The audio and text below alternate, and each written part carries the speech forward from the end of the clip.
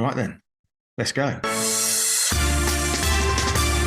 Hello, everyone, and welcome back to the 2-on-1 Powerchair Football Podcast powered by MK Battery. A big thank you, as always, to MK Battery for their continued support across the podcast and every National League live stream, alongside Slater and Gordon, title sponsors of the 25-26 National League, and Swizzles for backing the Gameweek Awards. This is episode 53, and today we're looking back on Gameweek 5 of the 25-26 Slater and Gordon Championship, the final chapter of an incredible season. My name is Ryan Sipple, and I'm joined once again by my co-host, Gregg Baxter. Gregg, how are you? I am very well, Ryan. Thank you very much. How are you? I'm very well rested after that incredible finale on Sunday, just in time for the fifth and final weekend of the upcoming Premiership. Oh, it was absolutely incredible, wasn't it? The drama at every turn. We saw things I don't think we saw coming, even going into Sunday. So yeah, really enjoyable, and just fingers crossed the Premiership can follow suit this weekend. I completely agree. We had dinner together on the Saturday night alongside Alex and Charlie, and we was going through the different possibilities and outcomes. And I don't think any of us quite could foresee what happening.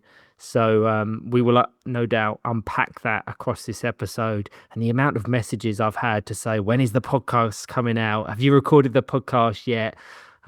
So hopefully it will be out today, Thursday the 16th, as we record this.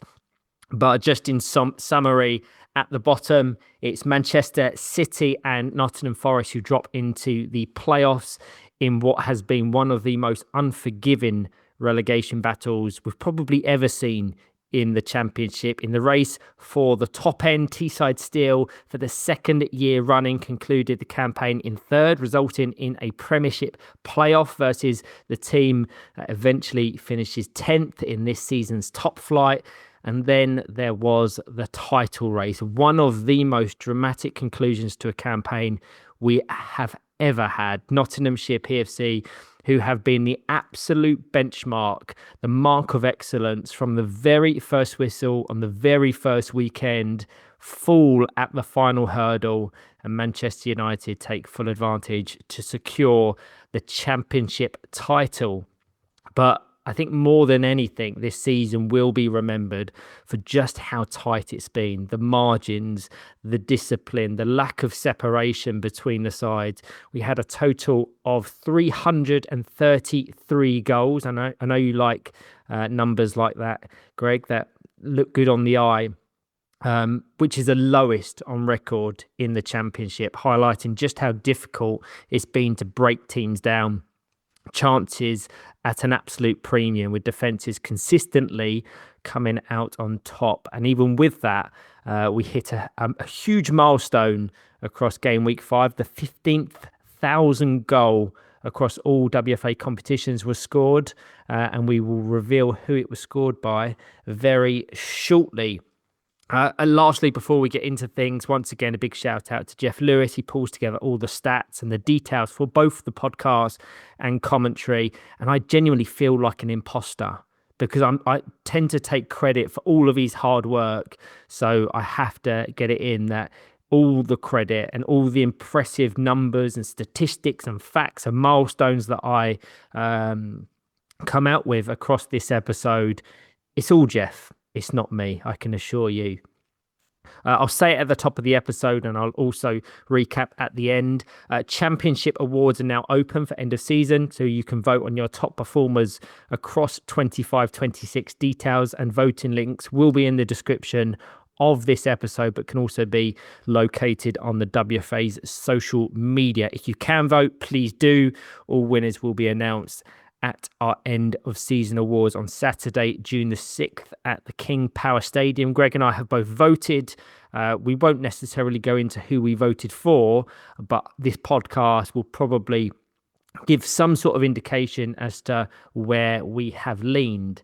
So let's get into it. As we always do, we'll work from the table from 12 up until the champions, breaking down the top result performers.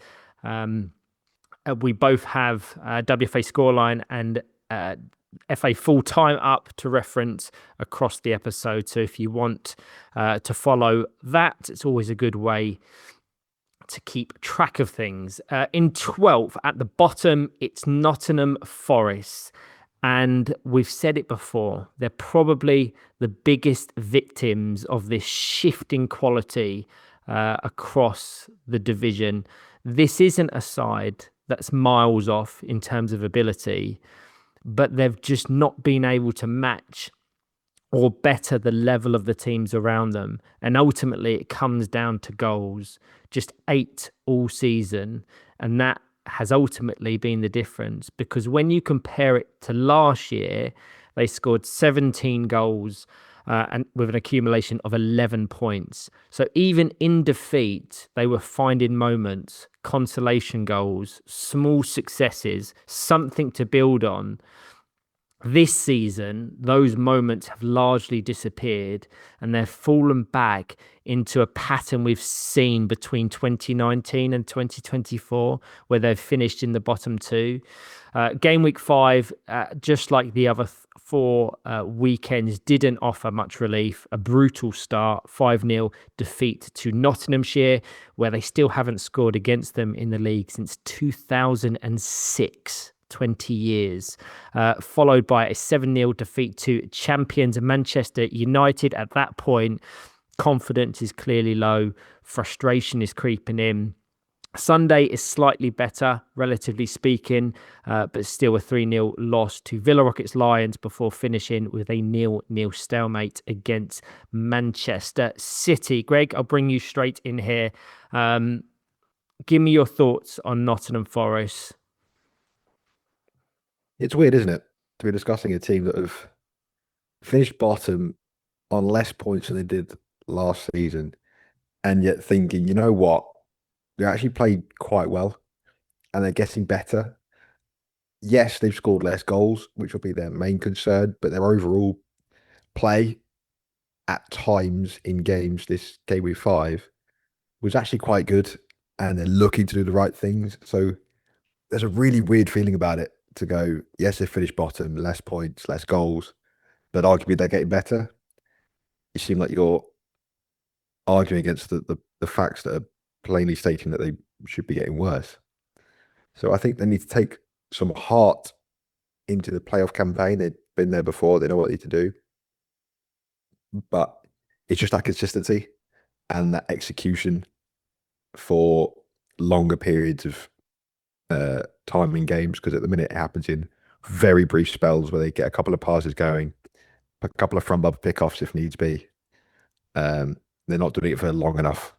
And at the back, they're getting better. The connection between Ben Rodgers and Toby Maurice is there, although at times this weekend, there were certain times where Ben Rodgers wasn't available for the first half of the first game. So, we saw Riley Priestley play in the middle. But yeah, the connection between Ben Rodgers and Toby Reece is getting there, but there's still moments where they switch off or they don't quite communicate with one another and sloppy goals go in. I had their game against Manchester City, last game of the season, and it just felt like two teams that were already down. It was a 0-0, and it was a tough watch, to be honest. Neither team really. You're looking for a team to try and see some momentum in going into the playoff, knowing you're both going to be in that spot, and will more than likely come up against each other come the start of the new season or the end of this current season on June 6th. Neither could. There's a chance there for Nottingham Forest to try and say, look, this is what we're about. This is what we want to do. And I think everyone was just tired, resigned to the fact that they both were going to finish bottom 2 anyway. And it just felt a little bit disappointing. But Forest, there has been positive signs, just not consistent enough. We've often spoken about is the condensed season and the quick turnarounds between game week 3, 4, and 5 seen as a plus, a positive, or a negative? And I think the answer of that will change depending on what team we're talking about. With Nottingham Forest, I think they've really suffered as a result of this quick turnaround because there hasn't been that opportunity to reset between fixture weekends. I think, what was it, 3 weekends between game weeks 4 and 5. That is a ridiculously short amount of time. But more broadly, that's the frustration with Forest, because when you look at this group, there is quality there. Ben Rodgers, Sam Rodgers, Finley Cooper, Aston Walls, Riley Priestley, Toby Maurice. That's a young core. I think averaging around 16, 17 years of age. And I've coached the majority of these players. The technical level, the decision making, the ability they show at regional emergent talent program level is really encouraging. It is, but it's never transferred consistently into National League performance. And at this point, you can't point to age or inexperience. When you look across the division, and we'll come on to GBG Saracen shortly, other young groups are finding a way to produce. But with Forest, it feels more psychological than anything else. There is a barrier there because the quality is evident, but it only ever comes in flashes. Last season, as we alluded to, with the goal scored, the point accumulation, irrelevant of final placement, it felt like progress. But this year, 9 points, back down to 8 goals. They've regressed in the most important area. They've scored just 3 goals in the league since the turn of the new year, which includes 3 game weeks. And that just isn't enough when you're fighting for your position in the championship, don't you think? Yeah, and I think, like I said, the overall play, or what they're trying to do has got better, but they've regressed in the key bit of actually burying it and finishing off those moves. They are put together when they do. I think you caveat that with the fact that as you said at the beginning, the standard across the whole division has jumped significantly year on year, and so this year was probably the toughest the championship has ever been, and we find ourselves saying that every single year. If you go back to the Gameweek 5 review last year, I'm sure we'd have found ourselves saying this is the toughest championship we've had ever, and here we are 12 months later saying the exact same thing. And I'm sure in 12 months' time we'll be going, crikey, what a season we just had. Look at the standard in the division. It's brilliant. So they are victims of that. Like you said, and it'll be a constant theme throughout the podcast, I think, is the turnaround.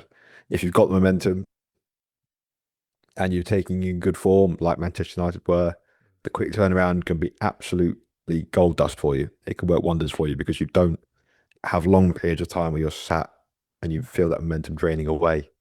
Whereas if you don't, like Forest and other teams didn't, it can just be one brutal test after another. You feel like there's no let up, and you can find yourselves just not producing anything more than you already are.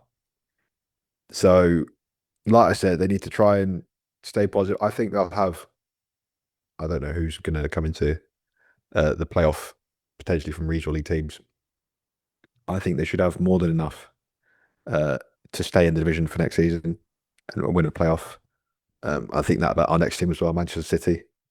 But it's what they do because they can't find themselves in this repetitive cycle of finishing in the bottom 2 and find themselves in the playoff every year and having to scrap to survive.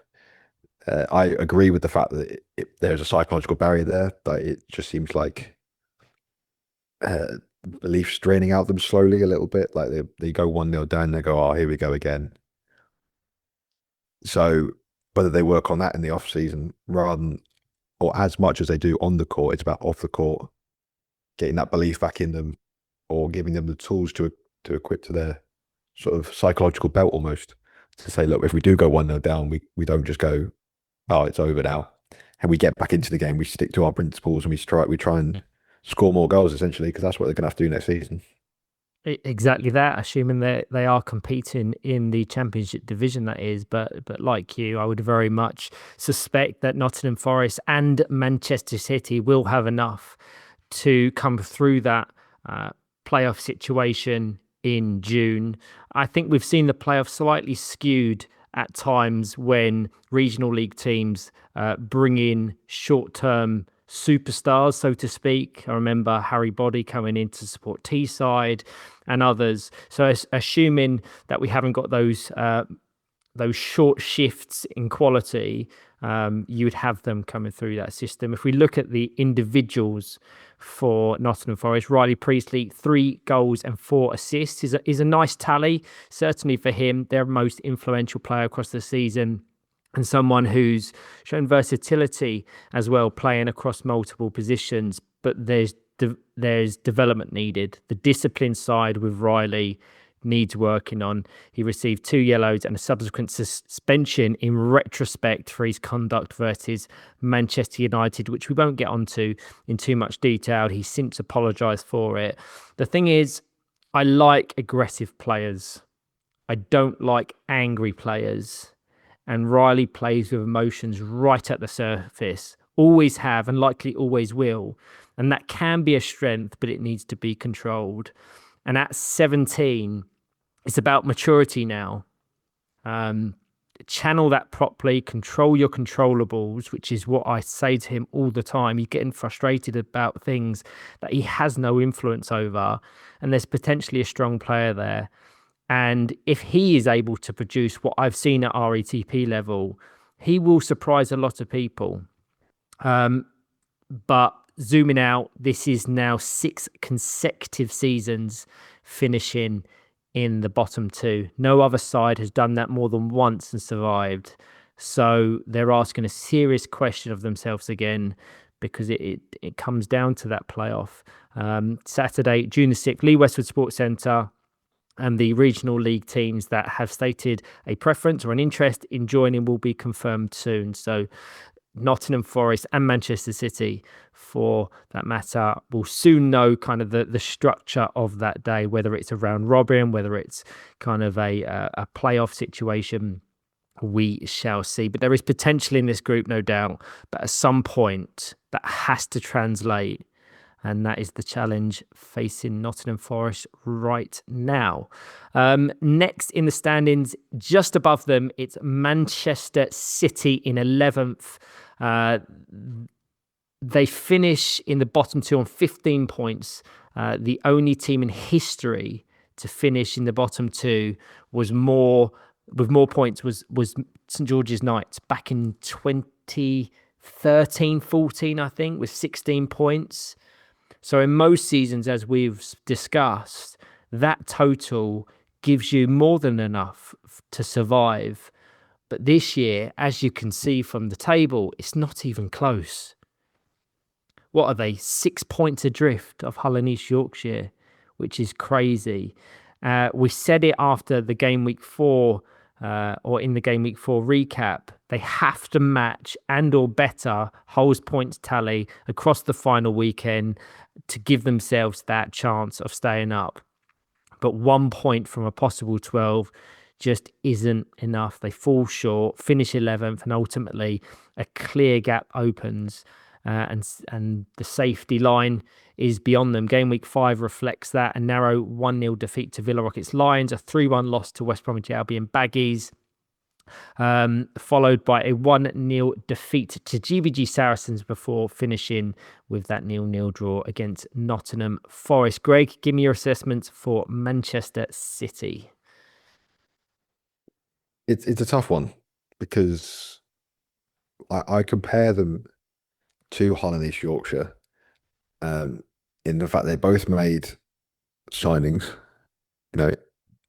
before Game Week 3. Jack Humphreys came in for Manchester City. Tyler McClelland came in for Hull and East Yorkshire. And yes, Tyler McClelland is a higher caliber player than Jack Humphreys. That much is certain. But Jack Humphreys is still a very good Championship footballer. For me, I think the difference between the two sides has been the fact that other players in the Hull and East Yorkshire squad have continued to make a difference, have stepped up a little bit now that they've got Tyler in the middle. And I don't think Jack got as much support, certainly going forwards, as Tyler did with Hull and East Yorkshire. consistently. Finishing chances that are created. I mean, there was one in the opening fixture of the day on Saturday morning, I believe it was. Jack had put a ball across the box, and it was just rolling across and it was open goal, begging someone should tap it in. I'd give him a point at least. I think it was against Villa Rocket Lions. And there was no one there to tap it in. Two players just stared at the ball. And that just sums it up, really, for me, is the consistency in their forward play hasn't been there as much as the coaching staff or the players themselves would expect from themselves. They conceded gave away a couple of penalties as well. So mistakes at the back. They did save one. It was an excellent save by Seb Spink. It must be said. It's a developing group. There's a couple of really good. Both Spinks you've coached them at REGP level, and we had them at the Pathfinders Day with the WFA, and there's some quality there. Lucas O'Brien, when he connects with the ball, it flies. It really does go. It's just that consistency again in doing that.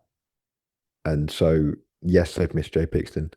I think that's been fairly obvious. Jack's come in, done a good job of trying to keep them afloat, just fallen short with the quality in the signing that Hunley Shropshire made, really. But for me, it's the same with Nottingham Forest, isn't it? Is the consistency in attack.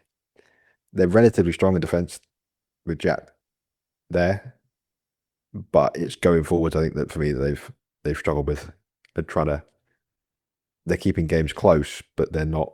If they concede one or two, they're not scoring enough to make it count.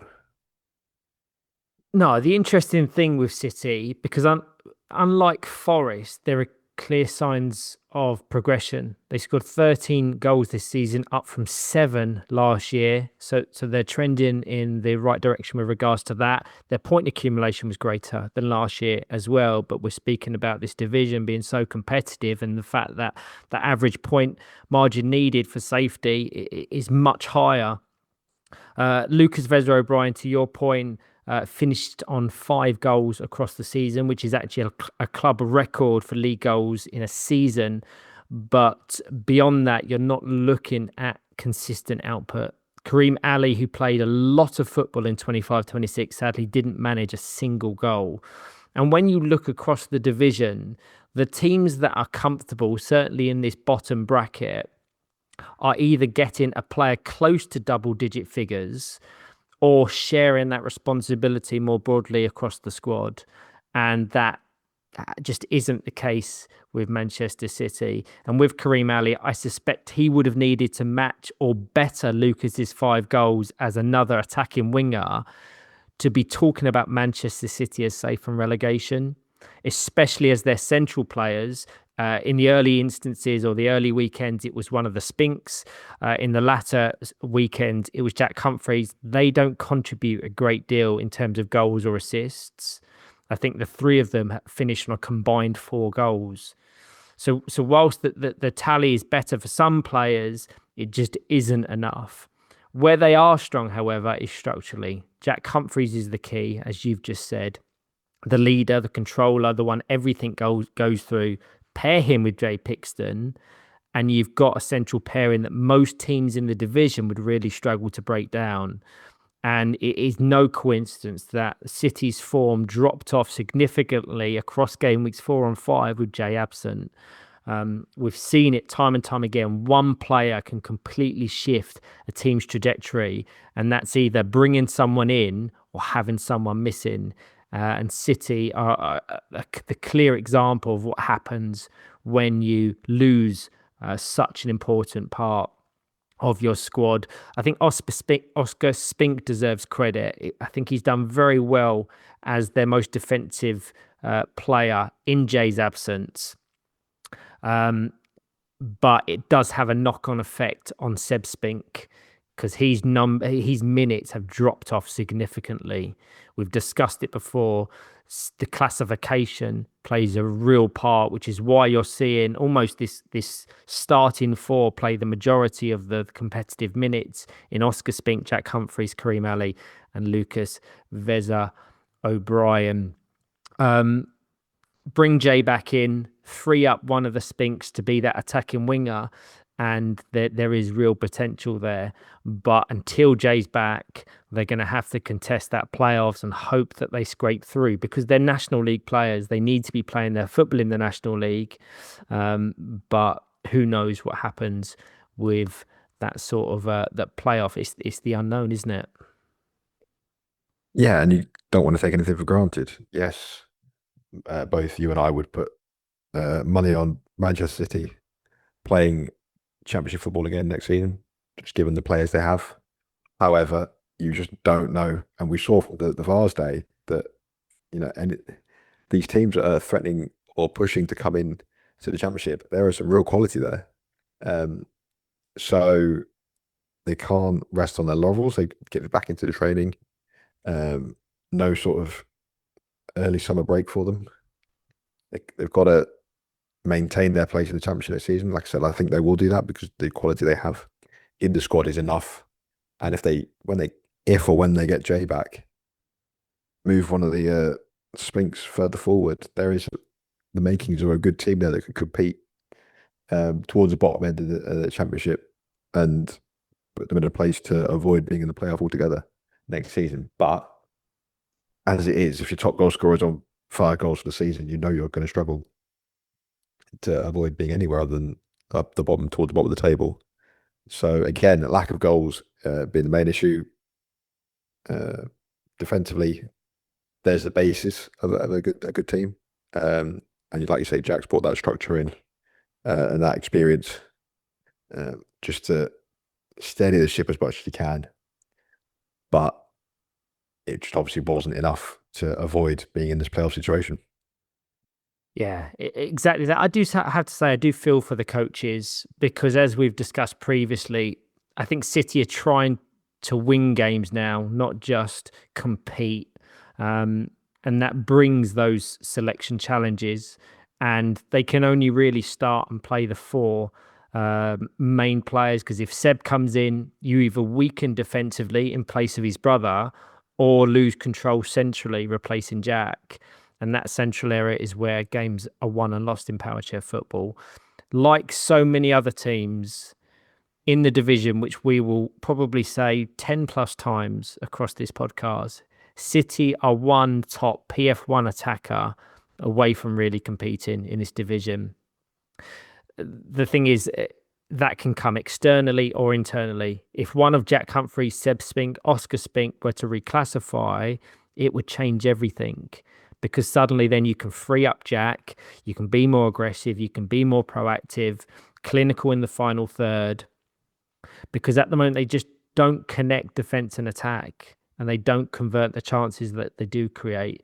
But if we're going to focus on the positives, because there is positives, most of the squad is now operating in a strike force chair. So we've seen that evolution across 25-26, and the players are clearly benefiting from that. I think all of the squad has a strike force, bar Lucas Veza O'Brien, and he's on the way.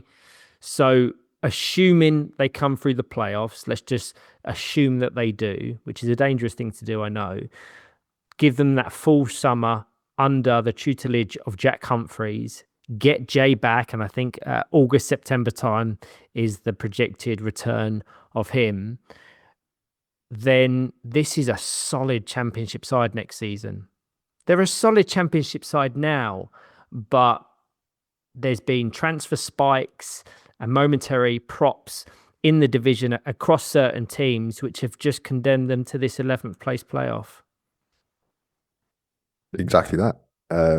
Like I said, the difference for me between City and Hull and Yorkshire this season has been the quality of the signing made in the middle, and that's no disservice to Jack Humphreys, but even he'd agree that Tyler McLean is just a level above probably the Championship, to be perfectly honest.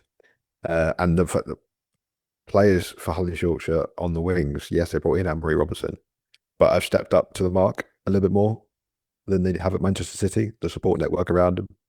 There's a difference between City being in the playoff and Hull and Yorkshire being in the playoff for me.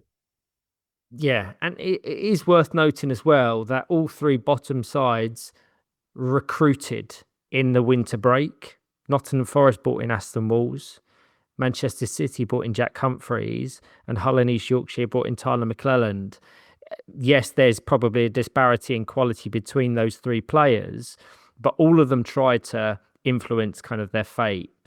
So you can't then point the finger at saying Tyler McClelland is the difference. Whilst he was incredibly influential, you could say, oh, your signings didn't quite work, which is sometimes the case. Let's progress on to Hull and East Yorkshire in 10th. Can we call it the Great Escape? Because I think if you ask 100 people at the turn of the new year where Hull would finish, 99 of them would have said bottom, and the other one would have probably opted for 11th. To not just survive, but do so comfortably in the end is a huge achievement. And it has been built on one thing: defensive resilience. Since the turn of the new year, they've played 13 games. They've won 5, they've drawn 6. But of those, 7 ended in clean sheets, and they've observed just 2 defeats. And it's the defensive record that essentially kept them in the division.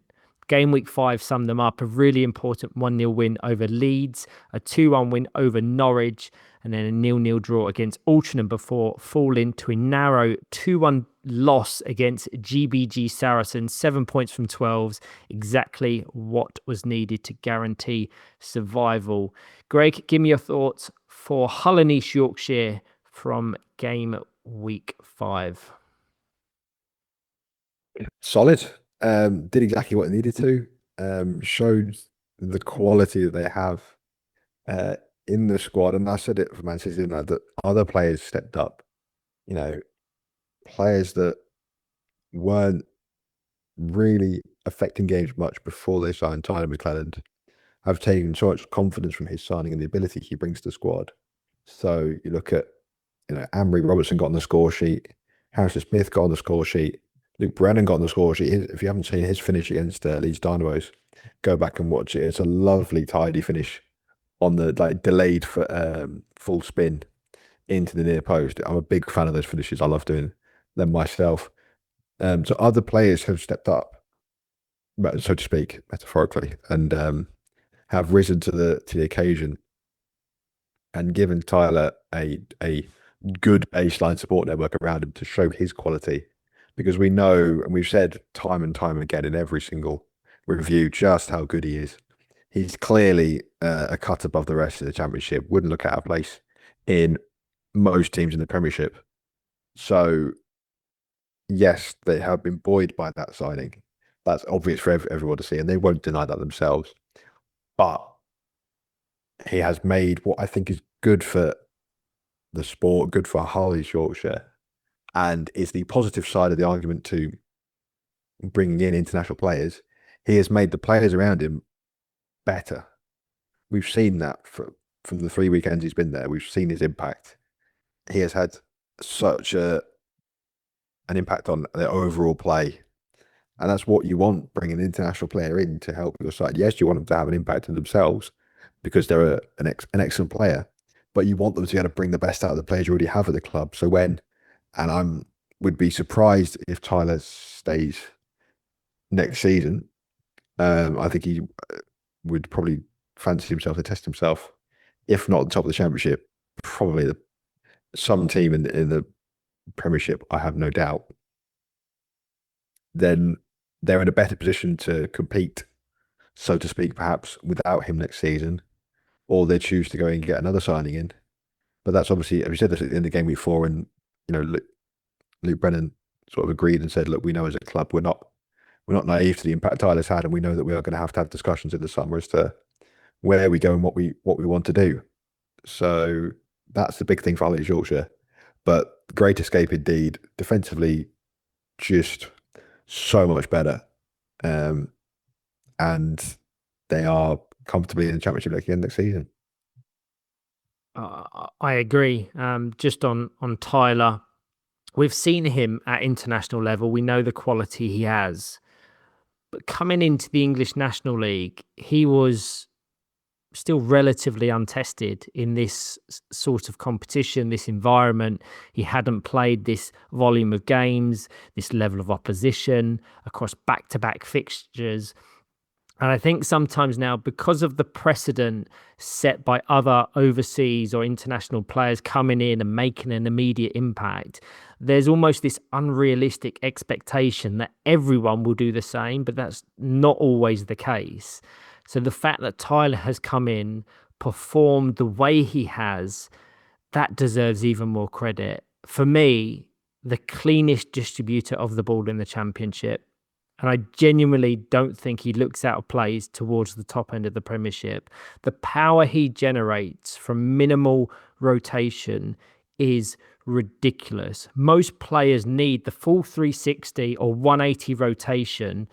Tyler often generates defense splitting speed with like 30 degrees of rotation.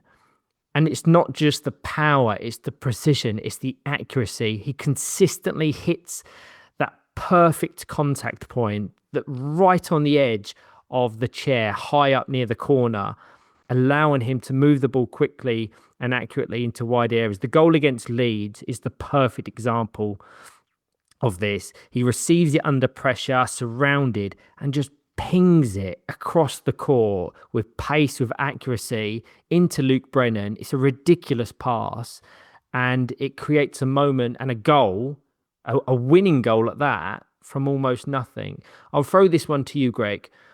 My view is, and I was having a real think about this, Tyler starts for 8 out of the 12 Premiership teams right now and features prominently in the squad of every single one.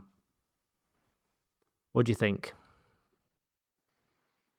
I think he starts for 9. Do you know what? Features. I very nearly went 9. I thought you was going to say less. I very nearly went 9. Beyond the top 3 in the division currently, he starts in each of the other squads. Yeah, I would back that shout. Yeah, for me, he starts for 9 and is a very, very frequently used rotation option for the other 3, for the top 3. Yeah, he just, I completely agree. Top distributor in the Championship. With no disrespect to everyone else in the division, I think it's clear. For me, consistency wise, I've lost track of the amount of times I had to get the annotations out at the weekend to draw defense splitting passes that he's just producing. It was ridiculous. The power is incredible. I know, having played against him in Scotland this season, I knew as soon as I heard that Hull had signed him, I knew they were going to be fine. He's that good. For me, I knew they'd be fine, at least staying up. So to get to 21 points from where they were, it just shows how good he is, because yes, he's got the power, but he's got the consistency, and he sees gaps that others don't. For me, he just doesn't miss an opportunity to play the pass, and he is very strong in the dribble, plays with a lot of passion, doesn't let it get over the line though, he keeps it in check. So yeah, absolutely quality player that Hull and Leeds should have gone. Credit to them as well. They've gone out and gone, we're going to try and get this player to come down and play for us, knowing where they were in the division. It's credit to him as well for going, you know what, yeah, I'll take on that challenge. I'll do that. I'll be the talisman for you. And like I said, he's made everyone else at the club better, which is what you could hope for as a best case scenario for bringing a player in like Tyler. So yeah, I wouldn't be surprised if we see him in the Premiership next season. Absolutely, that would be, I think, the minimum for him, really, if he wants to keep progressing. I think it's the worst kept secret in Powerchair football that Tyler will be present in next season's top flight, but that's not to be discussed here. But I will say is 3 out of 3 team of the weekend features, which is fantastic. And of course, for those unaware, that point accumulation, or sorry, those features contribute to the end of season awards. So they'll be paired with the current award process going out. There's a very good chance that he features prominently in the top players of the division, even just competing 3 out of the 5, which just speaks to his impact. But we do need to highlight the squad around him, just to revisit that goal from Luke Brennan. It deserves so much credit. Staying in reverse, tracking the ball the entire way, giving himself multiple options, and then opting for the 180. He doesn't catch it cleanly, but that actually works in his favour as it bobbles through past Seb Copeland. It's a brilliant goal. And a significant one as well. Luke's 50th career goal, 44 of which have come in the league, all for Hull. He was already the club's leading goal scorer, but he safeguarded that even further. Joel Rothery gives them real structure and balance behind Tyler, or certainly did in game week 5. The wingers, to your point, are sharper. Anne-Marie Robertson made a big difference coming in on Sunday. Her positional awareness stood out straight away, something they lacked at times on Saturday when I don't think she featured, even in 2 wins. Harrison Smith, probably for me, their best natural winger in terms of ability. But like we've discussed with City, classification sadly sees his minutes severely limited. So being a PF2 restricts him, which is a shame because he impacts games when he's on, and he can only feature when Luke Brennan drops into goal, with Joel Rothery and Tyler McLennan also both being PF2s. And that highlights the challenge with Hull. The ongoing selection and classification challenges means that they have to do some serious work in the summer if they're going to be a competing side in the Championship next season.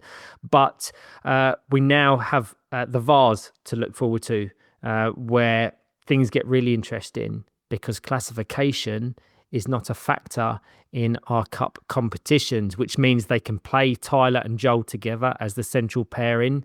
They can put Harrison on one wing, and then they can choose Anne-Marie, Luke, Callum on the other. That's a solid squad. And on current form, with that additional flexibility, you could easily make them favourites for that trophy, don't you think?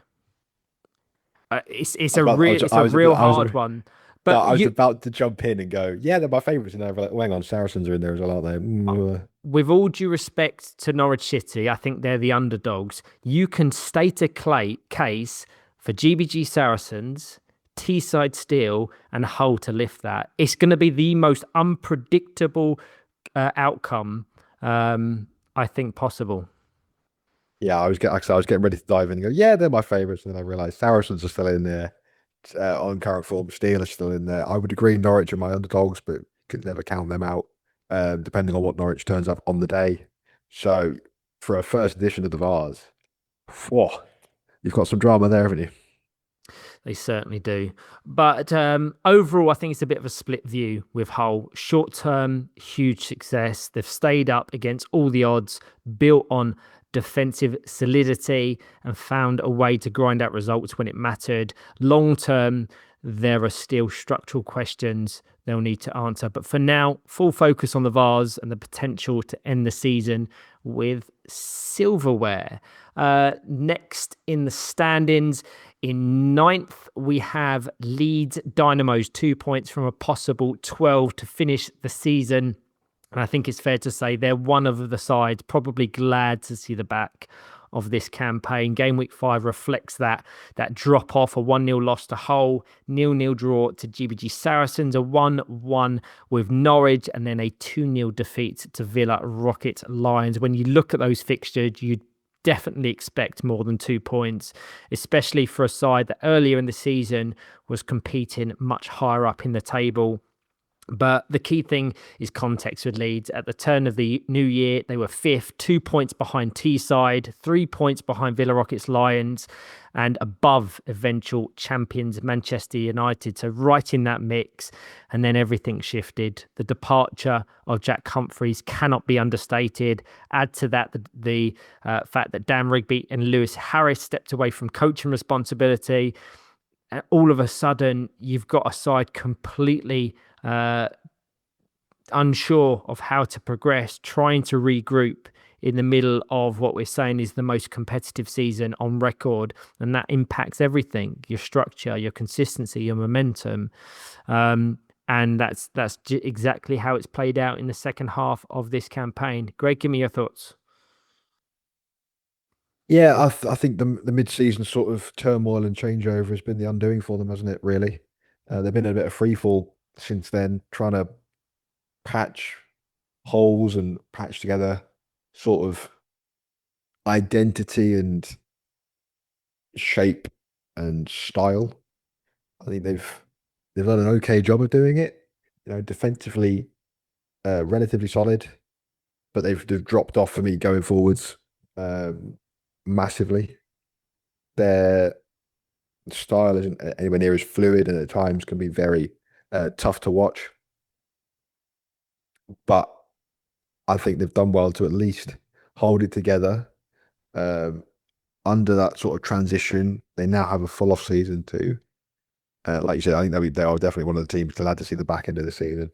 They've got a full off season now to work out who they're going to play whether they want to bring someone in, what the squad's going to look like, and what style of football they want to play.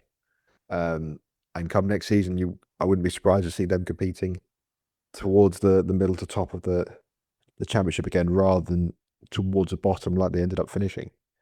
But it just needs that full summer of training and teamwork to come together again after what promised the first two games promised an outside chance of the playoff spot to go into the Premiership, but then everything that happened just around the turn of the new year meant that they were kind of in free fall for the rest of the season. Yeah, I think right now it feels to me like they're caught between two identities. And I can only really say that because I've watched a lot of their games across 25-26. Leeds' philosophy in the early weekends of the season was lock it up in the dribble, force it up the court, use Liam Chadwick's skill set to your advantage, and look for your openings there. I truly believe they are trying to play more exciting, expansive football, but I don't know if they necessarily have the personnel to execute it, which is ultimately why you're seeing them drop down the standings, because they are generating chances. But like so many others, I think they're missing that top level PF1 winger to consistently convert. I think we're going to need a jingle at this point because we say it so much. And I'm perhaps being incredibly unfair to teams and players, because it's akin to saying a team in the Premier League needs to sign a top quality striker to make them competitive, as if they grow on trees. Top quality PF1 wingers in Powerchair football are extremely rare. But that said, the numbers back up and show kind of why I'm stating that. Just 19 goals this season compared to 35 last year, 30 the year before that, and 47 the season prior to that. That is a huge drop off, and ultimately is what's cost them. What interesting to find out is how many of those goals came before Christmas in game weeks 1 and 2. That's what I'd be interested to find out, is whether the goals scored has gone up or down since the transition and the turn. What are they? Have you got the table up alongside you? Yes, I can. Yes.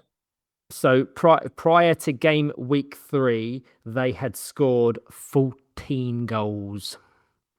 There you go. That's So five for the rest of the season. 5 goals in 3 weekends. At that point, they were 5th in the standings. So it is a huge drop off, but I think they will see that and they will want to address that.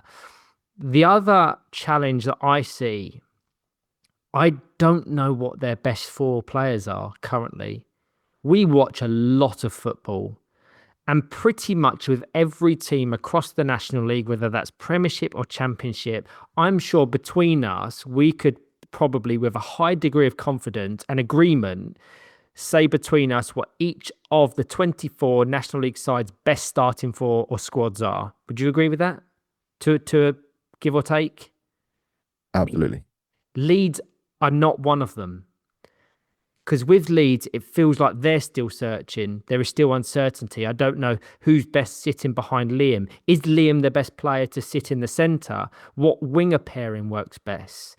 And it feels like they are constantly rotating to try and find that combination, and nothing has seemed to click. And that plays into kind of that statement. I watch them and I'm perplexed as to, I don't know who slots in where to give them their best chance of winning. Exactly that. And that's why I'm saying they've been patching up sort of holes and treading water a little bit for the rest of the season, because scoring 5 goals across game weeks 3, 4, and 5 clearly is almost relegation form, isn't it? So they've got to go away and work out where their strengths are and what their strongest four is, for starters, because you can't come into the season next season not knowing what your strongest four is. No, exactly that. If we look at the individuals, Harrison Taylor ended the season strongly, 6 goals and 4 assists, and that's the output you need. I said earlier that to be clear of that relegation scrap, you either need to share the responsibilities of goals and goals creation more effectively across your squad, or have that one individual outlet that gets double digits in terms of contributions, and Harrison Taylor did exactly that. You've got Hayden Lambert finishing on 3 goals and 5 assists. I don't think he was present for the latter 2 weekends, so I'm not quite sure what is happening with him. And then you've got Liam Chadwick with 4 goals and 4 assists as well.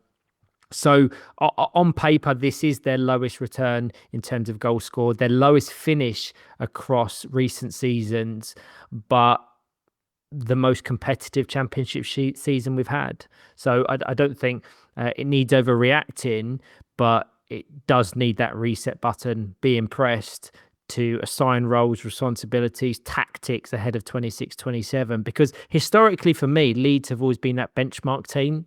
Solid, organised, difficult to break down, but never quite able to push into that top bracket or consistently challenge for the playoffs. If that's where they want to go, it's going to need a real recruitment drive, and clarity will be key this summer. Just finally, before we move on, Jack McNaughton came into this weekend on 49 career goals in the league, 35 of which came with Baggies, 12 with Leeds, 2 with Nottinghamshire. He couldn't quite get to that 50th mark, so that's one that he'll be looking to achieve in 26-27. So Leeds, reset, rebuild, go again, because there's still a solid foundation and potential there. Next in the standings, in 8th, we have Altrincham, another side that started the season with real promise, but gradually fell away as the demands of the campaign increased. Very similar to Leeds in that sense. After game week 2, even into game week 3, they were right up there in the conversation for potential playoffs, because the likes of Villa, Rockets, Lions and Teesside Steel started to falter. But as the season progressed, like others, departures and player absences really took their toll, and ultimately they settle in 8th on 26 points. When you compare that to previous seasons, back when they were operating as Sale United, they were consistently a side pushing higher up in the table, so this does represent somewhat of a drop-off. But in the context of this year's championship, it's still a solid return, enough to ensure safety. Game week 5 was particularly tough. Back-to-back 4-0 defeats to GBG Saracens and West Bromwich Albion baggies on Saturday. And for me, that largely comes down to the absence of Jack Hassan, probably their most important player. The hybrid role he plays, central defensive winger, gives them structure, balance, control in and out of possession. Without him, they just didn't look the same, and they only managed one goal across the entire weekend, which is fairly uncharacteristic for a side that usually is so reliable in that area. Sunday improved slightly, a 0-0 draw with Hull, which was actually the first ever draw between the two sides in 16 meetings before a 3-1 defeat to Manchester United. Greg, give me your thoughts. See, you've listed off the stats there and said it's been a bit of a regression for Altrincham. For me, I was really, I covered a lot of their games. I think I covered 3 out of their 4 this past weekend. That actually really impressed me at times. Certainly on the Saturday that you look 4-0 and 4-0 looks atrocious. The Baggies game especially, it was 0-0 for a large amount of time. They went in 1-0 down to Baggies and they kept it tight. And then the last 10 minutes, they just capitulated. Absolutely followed. The goals were going in fun. So to go from 1-0 after 32 minutes to losing the game 4-0 is not something they'll be too fond of. But to say they had no Jack Hassan, defensively, I thought they were quite solid for a large majority of the game. They just didn't see it out really well. And no, on the Sunday, 0-0 with Hull East Yorkshire. We've already spoken about how good they are with Tyler McClelland, and then 3-1 with Manchester United.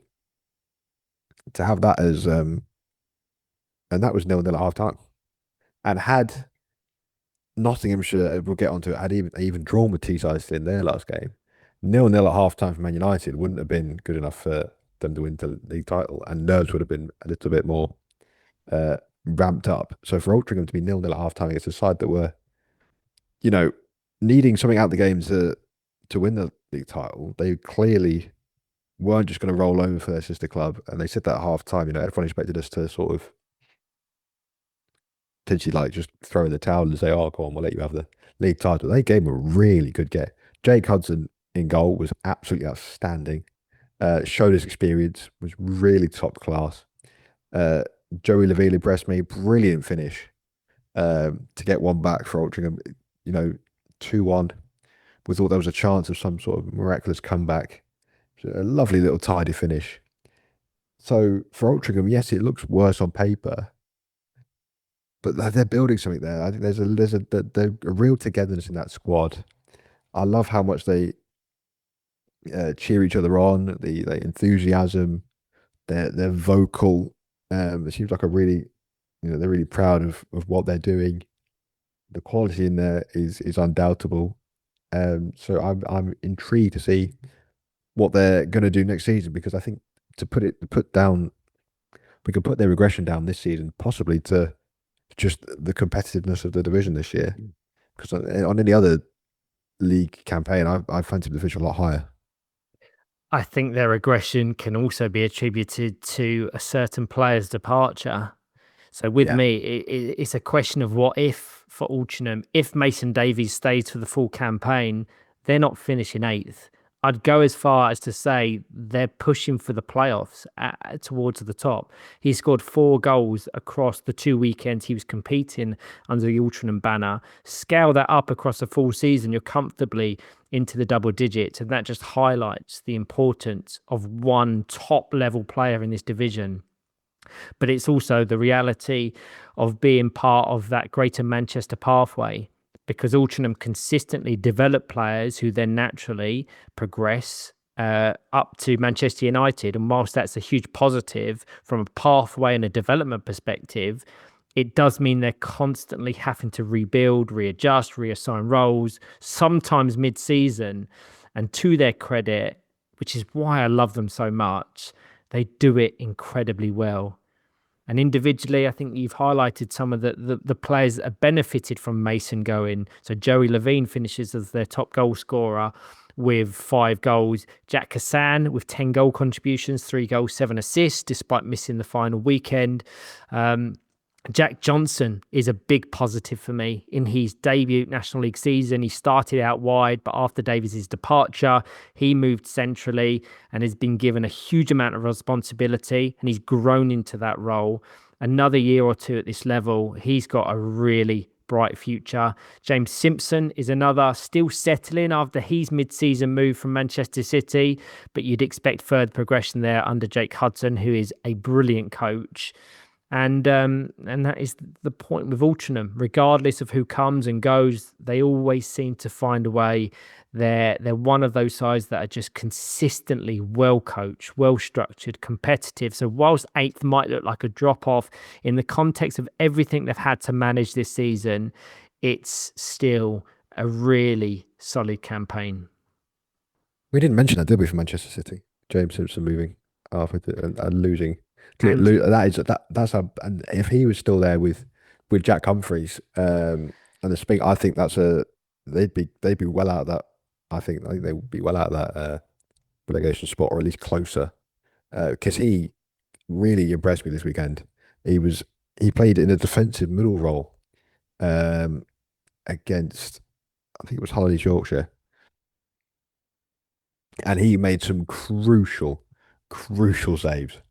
The fact there was 0-0 was mainly down to Simpson. Some of the saves were absolutely exceptional. He does the job on the edge of the box as well when he's outside on the wing. And he, for me, epitomises everything we love about our sport. It's been highlighted by a couple of people. I know Dean Williams has highlighted it, and we said it on commentary. Whenever you see him after a game, he is constantly kicking a football around with his dad.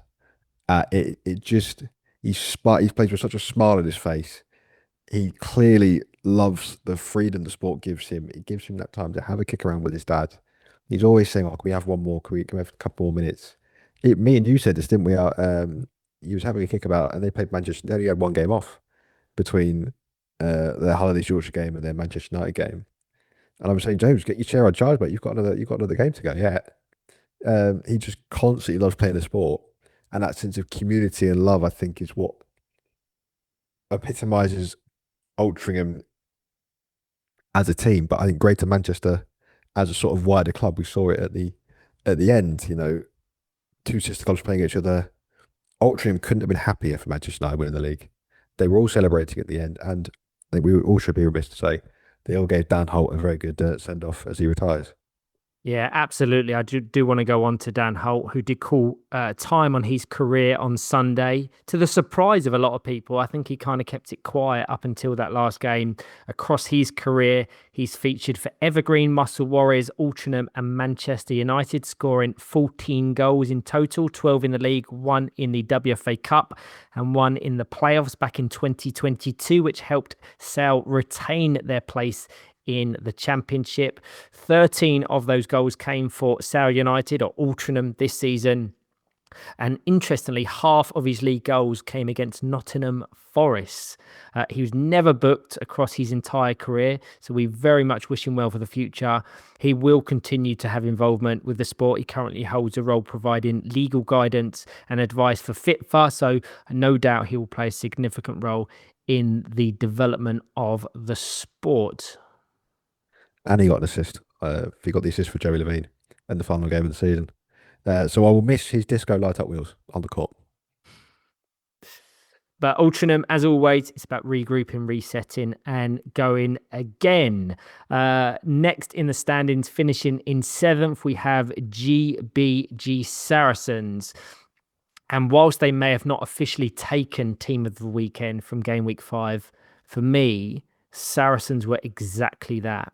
What a way to end their debut National League season. An incredible 4-0 win over Altrincham, followed by a disciplined 0-0 draw with Leeds Dynamos. Then on Sunday, 2 more wins, 1-0 against Manchester City and a brilliant 2-1 comeback victory against Hull and East Yorkshire, unbeaten across their final 4 games. And when you consider the opposition, that is seriously impressive. I re-listened to our Game Week 4 podcast and I said, I'm telling you, GBG Saracens will finish on 24 or 25 points. 29 points they finish on. That is ridiculous when you layer in all the context. Give me your thoughts, Gregg. Oh, this is where we start raving, isn't it? Oh, I love this team. I really love this team. They're, with baggage that we'll get onto, I think they're my favourite teams to watch. Um, I I said it. I think after game week, was it game week 3 where I was forgot the context where they were. This is their debut season. I was asking for more. Boy, did they give it! I think it's fair to say they took that to heart, didn't they? Just incredible. The football they play is outstanding at times for such a young squad in their debut season. I know we're going to sound like broken records, aren't we? But it just continues to beg a belief how well they do for a team that I think it cannot be like forgotten. They only got their first point they went 7 games without getting any points. And they finished on 29. They've got 15 games, 29 points. That's just under 2 points a game. You do the maths, carry that on for a full season, they're sat in the playoff spot for a Premiership spot next season.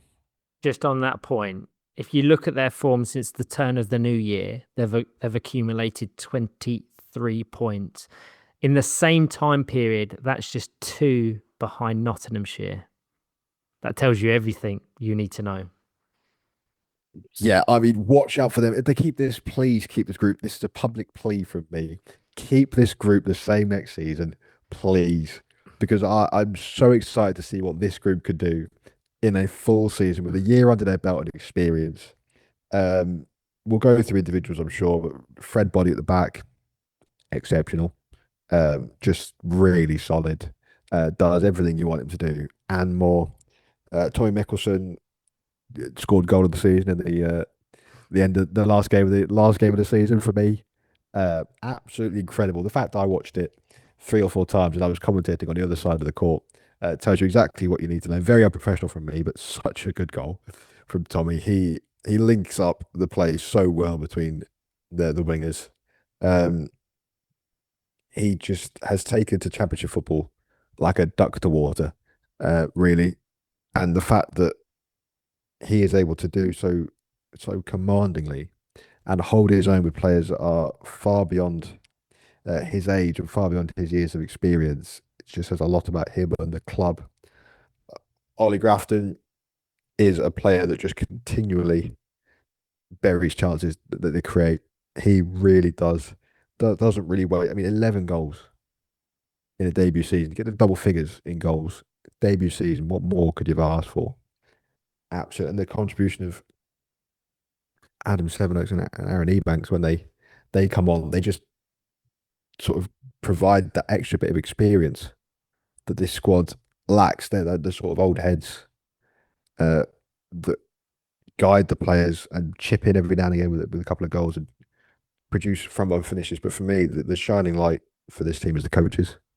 The coaching has clearly been top class.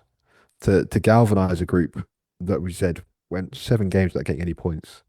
For a young squad, their heads could have dropped. Morale would have been on the floor because the players aren't mature in terms of National League football, are mature in terms of their age.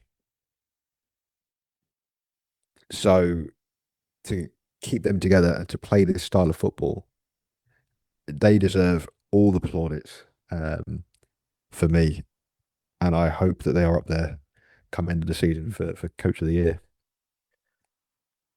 I'll take the floor now. So people won't necessarily know, but for these podcasts, I have a Word document up with all of my bullet points of points that I need to cross off and address across each episode. I think I have about 20 bullet points here to go through, so bear with me, but it rightfully deserves the time and the credit. The standout point for Saracens is the trajectory. This isn't a team improving week by week. It's individual development, it's collective development and understanding, it's role clarity, all coming together at the same time. For 3 of those players, certainly, it was their first ever experience of National League football coming into this season. And you just simply wouldn't know it watching them. They are outperforming players and teams with 2-3 times their experience. And it speaks volumes about this new generation. Players coming straight into Strikeforce chairs, younger, benefiting from access to streaming, watching high-level games, and then applying that learning. Saracens are the perfect example of that system working. And to your point, for me, they are the team of the season. And you have to look beyond the numbers to know that. Anyone watching this division consistently and has done so from start to finish will know how good they are. Just to mention that stat of point accumulation since 2026. Again, I will emphasize and reiterate your point. If they keep this group together and maybe add one more player of quality, they can be pushing towards the top next season.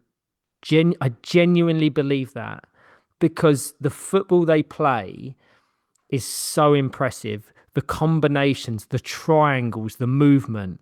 Sometimes it doesn't even result in goals, but the patterns are there. Tommy Mickelson dictates everything from the centre, combining with Ollie Grafton, combining with Adam Sevenoaks, Aaron Ebank. It's a joy to watch. If we're going to go on to the individuals, Fred Body, for me, probably their player of the season. And I remember highlighting him to you. It may have been after game week 2 about him being a real player to watch. He has developed so much since then. I initially said that for his defensive qualities, his positioning, his distribution, his bravery. In game week 5, he took it to another level. There were spells where Tommy drops deeper into that goalkeeper role, and Fred was given the license to kind of roam forward. And there was no drop-off whatsoever. He created, he drove play. He fully deserved standout player of the weekend, which we need to mention. I want to spend time on Ollie Grafton, though, because he's one I love watching. I said after game week 4, he has the potential to be one of the most prolific wingers in the division, and he's already well ahead of schedule. I said, and you can go back and listen to it, if he gets his end product right, he could easily finish a campaign with 15 or 20 goals. He's finished on 11, 17 across all competitions. It's ridiculous. He's there. He's progressed into something I said he could be within the space of 3 weeks. And if he notches more in the semi-finals, if they progress the final, he could finish with 20 goals across WFA competitions in 25-26. And what's more impressive is when you break it down, and I know football doesn't work like this, but just go with me on this. Remove Ollie's 11 goals from Saracens' results. Just his goals, they are 14 points worse off, which puts them below Manchester City and technically sees them relegated.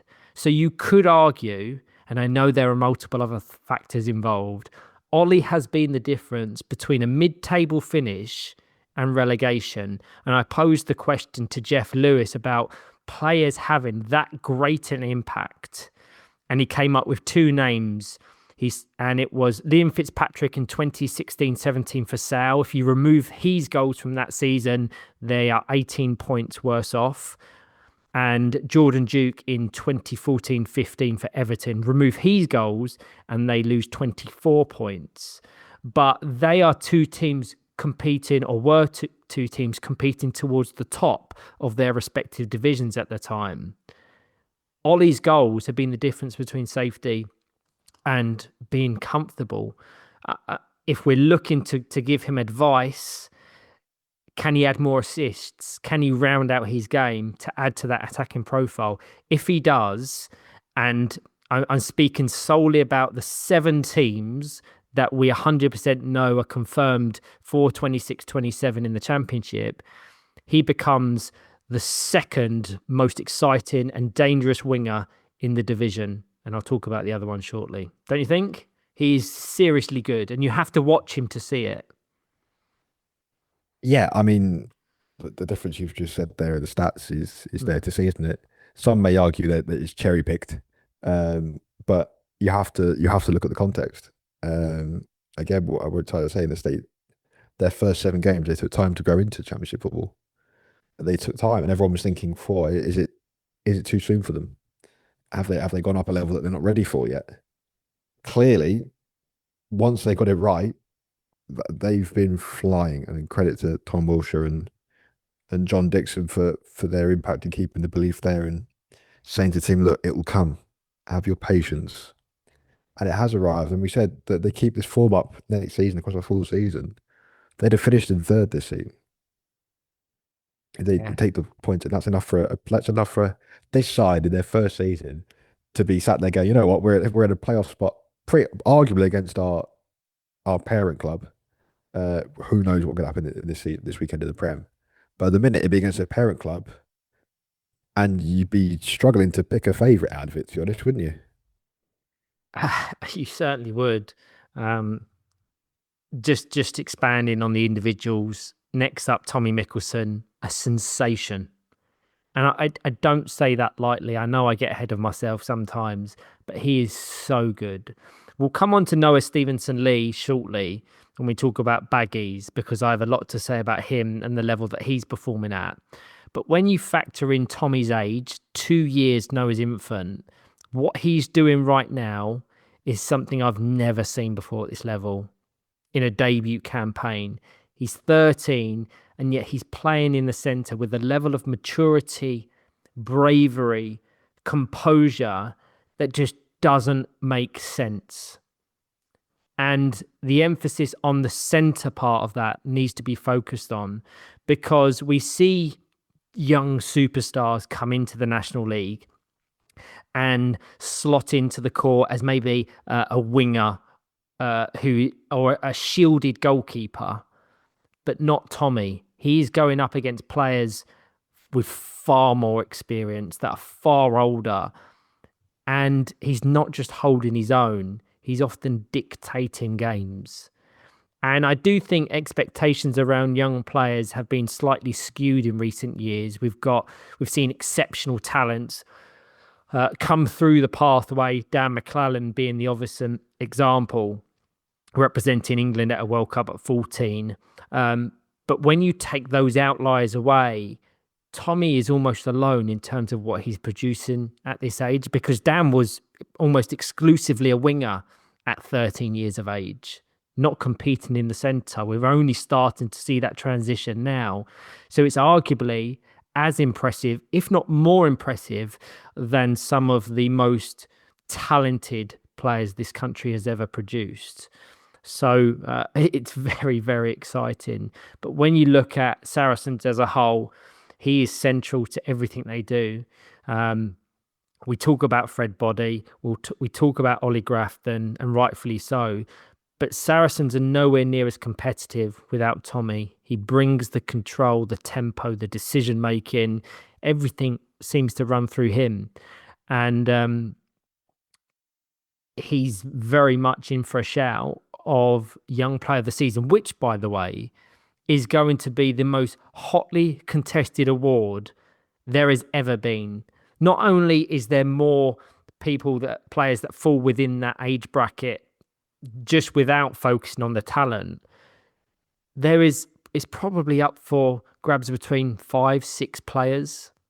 And naturally, people will have that recency bias. They'll look at Manchester United, but there is no reason why the likes of Tommy Mickelson, Fred Body, Ollie Grafton can't be in contention to at least place within the top 3.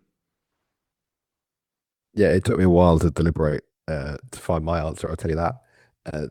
It's ridiculous the amount of quality you have to think about coming to pick who your young player of the season is, because there's been the influx of youth this season and the impact they've had across multiple positions has been absolutely staggering and just shows the sport is thriving and the future is incredibly bright.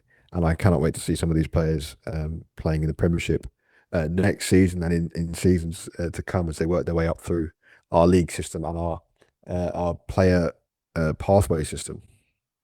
Yeah, absolutely. I can't really progress without highlighting that goal that you've alluded to, Tommy Mickelson's against Hull, in a game where both sides were cancelling each other out, battling in the middle, and that probably tells you everything about the level Tommy is operating at, because he was holding his own versus Tyler McClelland.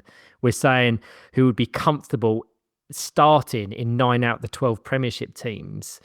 Hull take the lead through Amory Robertson after about 30 minutes, I think. And from that point, you're thinking that's probably it. Hull will have what it takes, as they have done for game weeks 3, 4, and 5, to just see out that 1-0 result. Straight from the restart, Alan Murray, the referee, places the ball down. Tommy fires it diagonally into the court, into Tyler McClelland, whose return pass across the court is then read, anticipated, and engaged by Tommy Mickelson. A 180 with some of the cleanest contact you'll ever see. The accuracy and the speed. It's a ridiculous finish. And to do that at 13 years old is absurd. I think Tyler McClelland got a taste of his own medicine a little bit, didn't he? 'Cause He did. How many goals have we seen? I've seen him do it in Scotland once. He's done it a couple of times in the division here, but he scored one for the edge of his own box in game week 4. But he got a taste of his own medicine because it was an absolute arrow. It was laser guided. Like I said, I shouldn't admit to this, but I think I watched it 3 or 4 times whilst on comms on the other court. I was looking over my shoulder at your screen going, wow. Somehow, if you haven't seen it yet, it's on the WFA socials. Watch it. It's absolutely ridiculous. Yeah, I think that's an understatement, and it will, without question, be in contention for the goal of the season. If we just focus on some of the other players, Adam Sevenoaks deserves a mention. 6 assists across the season, very effective and a key part of those attacking combinations.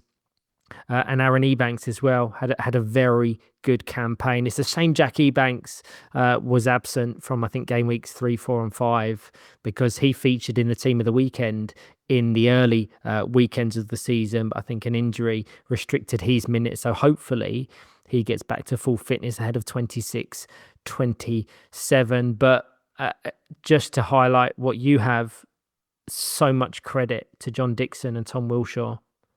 Such good coaches, and we could probably dedicate a whole episode to them alone. We're going to have John Dixon on the podcast soon, so no doubt we can focus a lot of that on GBG Saracens, as well as what he is doing so brilliantly with Aspire. And lastly, we said we would confirm who scored the 15,000 goal in WFA competitions. That can officially be attributed to Aaron Ebanks when he put GBG Saracens 3-0 up against Altrincham. But for Saracens, attention turns to the Vars. A semi-final against Teesside Steel is a serious test, but they'll go into that full of confidence, and on current form, they will believe they can go the whole way. It's going to be a great game, that, isn't it? Yeah, I mean, pick a winner at your peril, because you just don't know. This Saracen side is one to watch, and I'm sure when we come to do not to get ahead of ourselves, we come to do a predictions episode for 26-27 season. A lot of their players and the team itself will feature quite heavily in that, I have no doubt. Congratulations to GBG Saracens. Next in the standings, smack bang in the middle of the table, is Norwich City. And on reflection, I actually think it's been a solid season for them. Their record tells the story, which you'll like. 9 wins, 9 losses, 4 draws, pretty much perfectly balanced. And that's exactly kind of where they've ended up in the standings. They came flying out the traps in game week 1. And since then, they have settled into a rhythm, not quite pushing into that top bracket. but consistently competitive, especially when you factor in the changes they've had around coaching and personnel across the last 12, 18 months. Gameweek 5 started brilliantly, a 2-1 win over Teesside Steel, who at that point was still right in the title race. But across the 5 games, that proved to be the high point. A 3-0 loss to Nottinghamshire, 2-1 defeat to Hull, a 1-1 draw with Leeds, and then their heaviest defeat of the season, 5-0 against West Bromwich Albion Baggies. And I've looked back, I think that's actually their heaviest defeat, certainly in the Championship, since 2018, when Manchester United also put 5 past them. So not a great way to conclude things. Greg, you have the floor. Just perfectly balanced. As you put, just solid. Not really testing the teams above them, but having enough about them to be well clear of the teams below them. The experience of like Coleman, Hannah Murgatroyd, you throw Johan George in there now, mixed with the youthfulness of Jack Fulcher, Tom Burnett.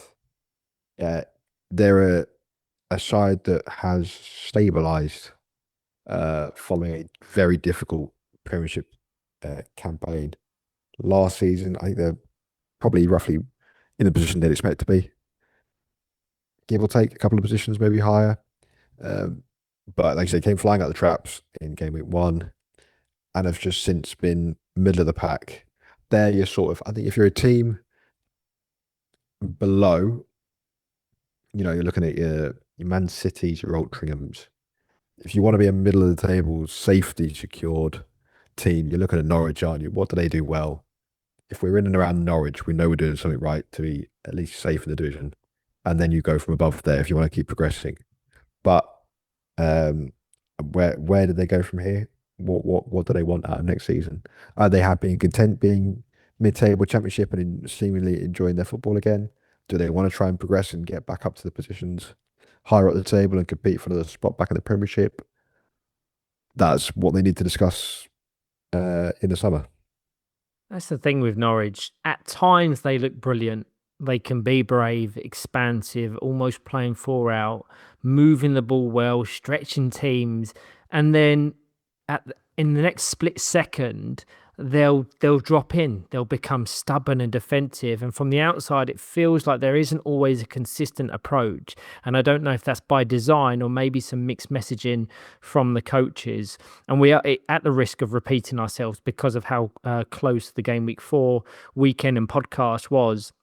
I'll still repeat it because the observations remain the same. I keep coming back to Hannah Murgatroyd. And I think she's a brilliant player. When they use her as that 4th option, sitting deep, she's excellent. When they are imposing themselves, they are proactive, they are attacking. She hovers almost in the opposition half. And her distribution is so strong. And if and when she receives it from kick-ins or set plays, she's so good at switching the play, pulling teams out their shape. Every time they do it, it works. And every time I sit there and I'm thinking, that is the blueprint. I say it on the podcast. I say it on commentary. But then they won't do it again. At all. It is the most baffling, frustrating thing to watch. Because there is the potential to be so much greater than they are. And I'm sure they'll be happy with their placement. They'll be happy to be that benchmark. We've said before how difficult they found life in the Premiership. I don't think they necessarily have the tools to tackle that again at the moment, but they have the quality and the ability to be a right force in the Championship. So the main takeaway for me is frustration because the tools are clearly there. I mean, I can gather that frustration. It's whenever the ball does go back to Hannah, the distribution that you see is there, and the switches are on, and they open up play, and you're sat there as a commentator, screaming almost in your head, going, "Why not do it more often?" Especially when the game has got to the end of the season, it was clear they weren't going to go up, clear they weren't going to go down. Try something different. give yourself some match practice doing something different to say, this is what we've got next season. This is what we can do more consistently in games that do mean something next season. But basically, they do it once or twice and then go, yeah, no, we're all right, thanks. We've done it once or twice. We'll go back to doing what we were before, and it's frustrating. I think for those of us to concede the potential, because there is potential in this group. I mentioned the young players, Jack Powerchair, Tom Bennett. I've got a first full season of National League football under his belt, which is pleasing. And like I said, they're underdogs for the Vars. But I said at the beginning, it depends on what Norwich turn up, doesn't it? You get a Norwich that are going to be brave and go and attack and play football, then they can beat anyone there on the day. But if you get the Norwich that wants to bog it down and be defensive, they're going to struggle. Yeah, exactly that. If we focus on some of the individuals, Johan George stands out. 7 goals, 8 assists. That's good output in this division. Tom Burnett had a brilliant start to his debut season before fading slightly, but that's natural for a player of his age and inexperience. As mentioned, some of the Saracens lot, it's unprecedented what they're doing. There isn't an expectation that National League debutants come in and consistently perform across 5 weekends. Jack Fulcher and Jacob Edwards both chipped in with 4 finishes as well. So there's a level of consistency across the squad. And overall, I think that feels like a fairly good return. And it's also worth factoring in, I think, geography plays a real detrimental factor to Norwich because it is not the easiest place to get to.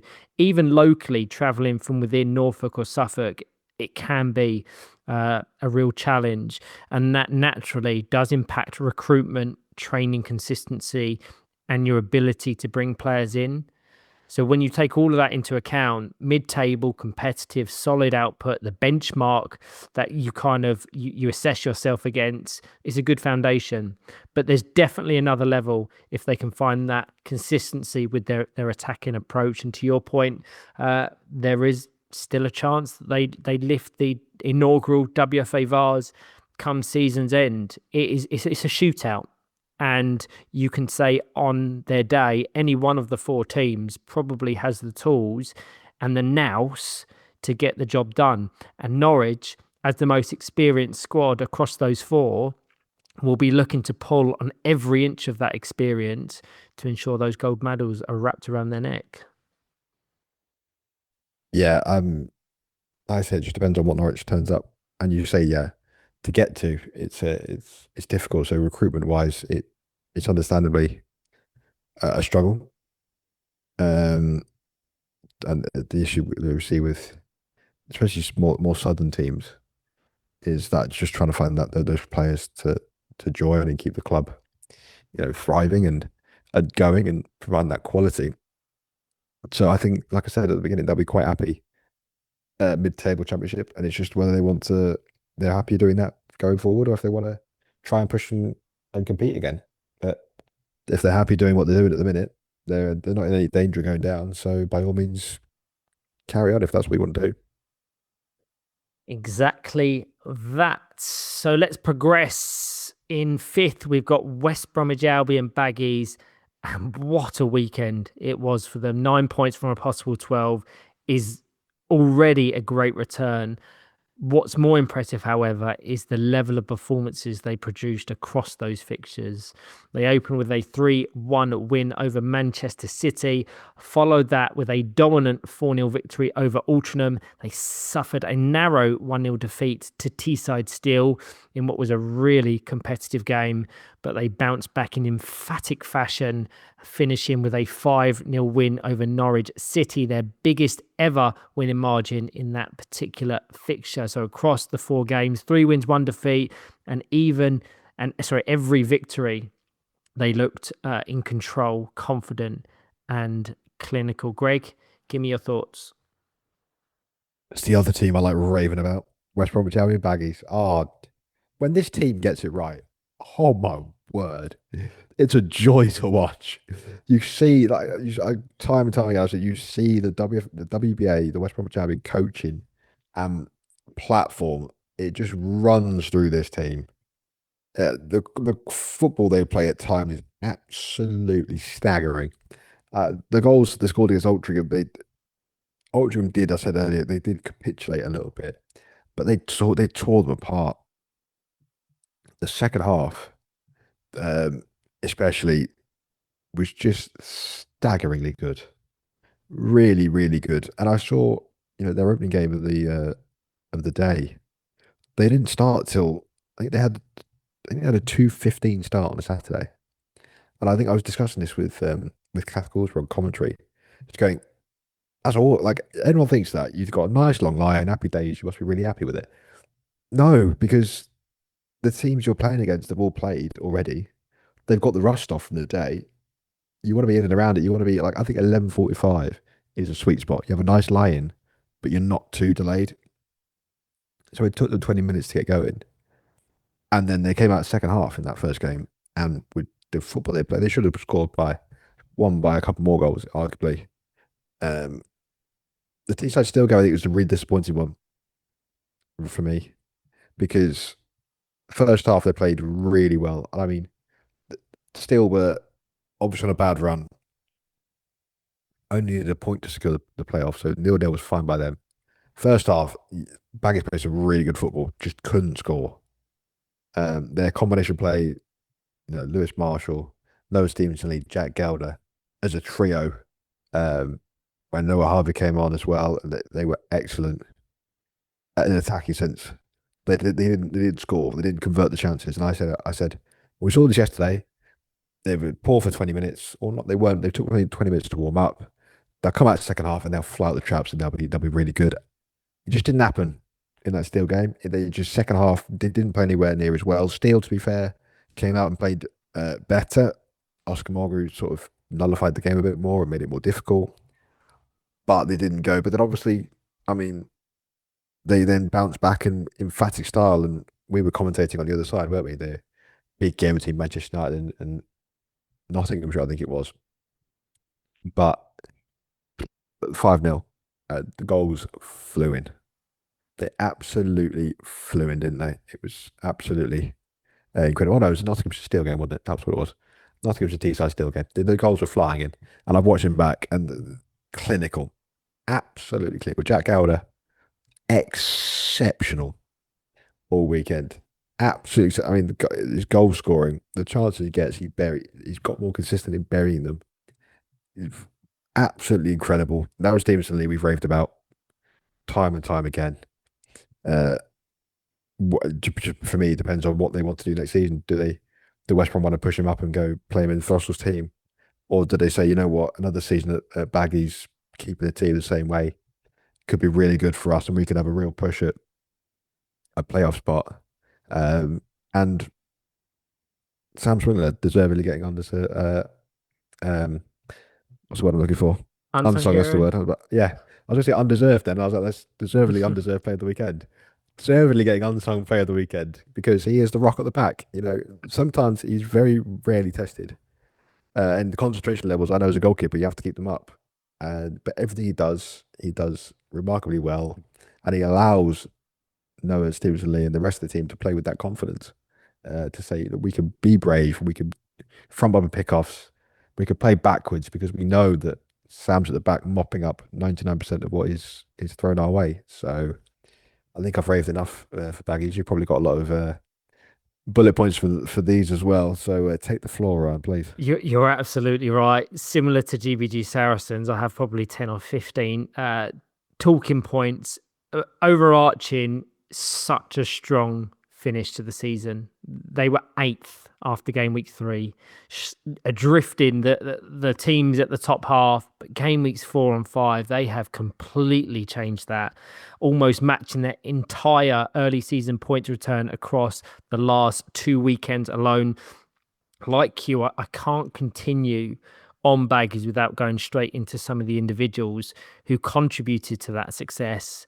Firstly, Jack Gelder, Swizzle's standout player of the weekend and fully deserved. We've spoken about him before, but this felt like the weekend where he announced himself on the national stage. His timing, execution, end product were exceptional. And I think the key with Jack is consistency around him, something he hasn't always had with the huge amount of changes that the squad observes over the years. But give him that stability, and you're seeing what he's capable of. His connection with the ball is as clean as anyone in that kind of age bracket between kind of 13 and 16. And you're seeing the output start to increase when you factor in what he's gone through as well, returning from surgery, rebuilding confidence, working through that mental side of the game. It makes it even more impressive because it's so clear that Jack is a confidence player, but also one who is incredibly hard on himself, sometimes too hard. He'll be frustrated by chances that weren't really ever there to be scored. But what we saw in Gameweek 5 was the best version of Jack Gorder we've ever seen. And I genuinely believe that is his baseline level. With the right support around him, he has the potential to be one of the most prolific players, certainly in the Championship, but in time in the country as well. 30 plus goals in a season is not out of question. And I said earlier that Ollie Grafton was the second most exciting and dangerous winger in the division. Jack Gorder for me is top of that list. The reason he has been so good is the connection and chemistry with Noah Stevenson-Lee. And again, I don't say this lightly. At this point, I've probably watched thousands of games of Powerchair football across all levels. I've never seen a debut National League season in terms of overall quality and influence as what Noah produced in 25-26. Similar to Tommy Mickelson, but at the moment, due to that little bit more maturity, being a little bit more assured, he's in a bracket to himself. He dictates everything. Everything. Defensively, offensively, the transitions, the set pieces, he's involved in all of it. He is so composed and technically excellent. It's scary to think where his ceiling is. And I know I have a responsibility to manage expectations and not to heap pressure on these players. But this podcast is ultimately designed to shine that spotlight and provide credit. If he continues on this trajectory, develops properly, continues to play consistent minutes, which I'll come on to in a second, there is no world where he doesn't represent England in the future. Is that bold or is that accurate? He's 15 years of age. And if you look at the average age of the England squad, what is it? Probably, I know you've got kind of the old guard. It's probably about 25, the average age. So when you're looking at the Tyler Reeves, the Dylan Kelsells, the Ethan Fishers, they're 10 years Noah's elders. Yeah, when you put it like that, it doesn't seem bold at all, does it? To suggest he will be one of those putting on a Three Lions shirt at some point. At the moment, there are only 2 other players in the Championship I would say that confidently about. But it is my opinion that at the moment, I would rather see Noah consistently play 40-minute fixtures within the Championship than 10, 15-minute cameos off the bench in the Premiership. He will play Premiership football within the next 12 months. I can say that with complete confidence. But I think I would rather see him get one more season of Championship football under his belt, challenging at the top with Baggies, being the absolute standout in the division, by the way, than playing almost kind of a secondary supporting role in the Premiership with either Throssels or Albion. Because he finished on 9 goals, 9 assists. But that's half the story. It truly is. Yeah, and I think that's what we said is, do we want to see him go up now and test himself maybe too soon, or have another season because we're getting ahead of ourselves now. Another debut season, and we're going, what a Premiership player, quality and potential.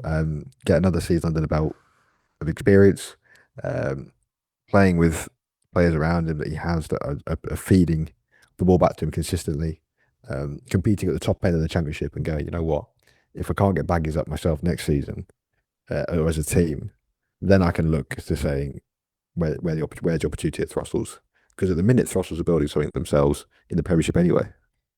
Yeah, I completely agree. I don't necessarily know where he slots into one of the two Albion teams in the Premiership. I don't suspect it will be with West Bromwich Albion.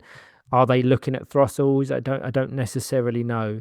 But what I do know is he had an incredible debut season, and with him in the Baggies squad for 26-27, at the moment, I'm not necessarily knowing who's coming down, but we do know of the three teams that are likely to observe relegation, or most likely, you would probably have them matching those teams coming down, because they're likely all to oversee a huge transition and bringing in an influx of developmental players.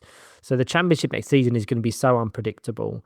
And that's why I said there's no reason why GBG Saracens can't really push for it. Why a West Bromwich Albion Baggies can't be brave and commit for that ultimate title. But it does need that consistency of squad selection, something they haven't necessarily had, because they're part of that ladder, so to speak, and they're the bottom rung of it. But looking at some of their other players, Lewis Marshall deserves a big mention, by the way. For me, his best ever season in the National League. I know he's had seasons with Manchester United in the past where he's had greater goal scoring output, but in terms of influence and quality, he's gone under the radar with other standout names, but his contributions have been huge.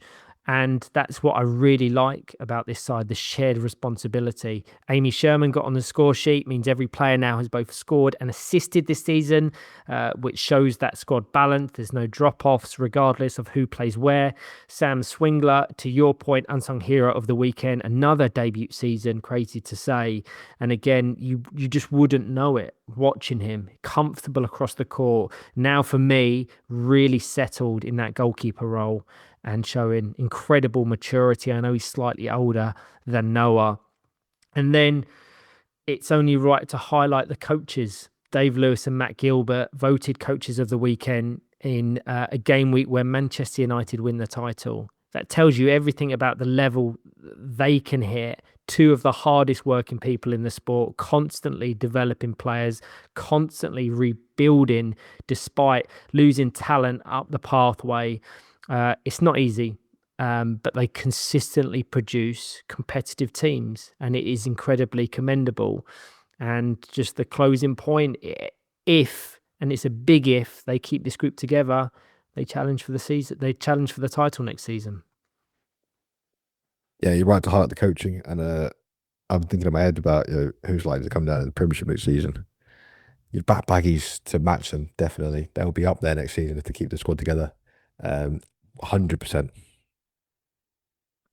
We progress to fourth, and it's Villa Rocket Lions. And when you look purely at the points total and the final placement, it's not a bad season at all. But when you layer in the context, you are left wanting far more than what they was able to produce. Gameweek 5 started well, a 1-0 win over Manchester City, but that was followed by two tough defeats, 1-0 to Teesside Steel, 2-0 to Nottinghamshire.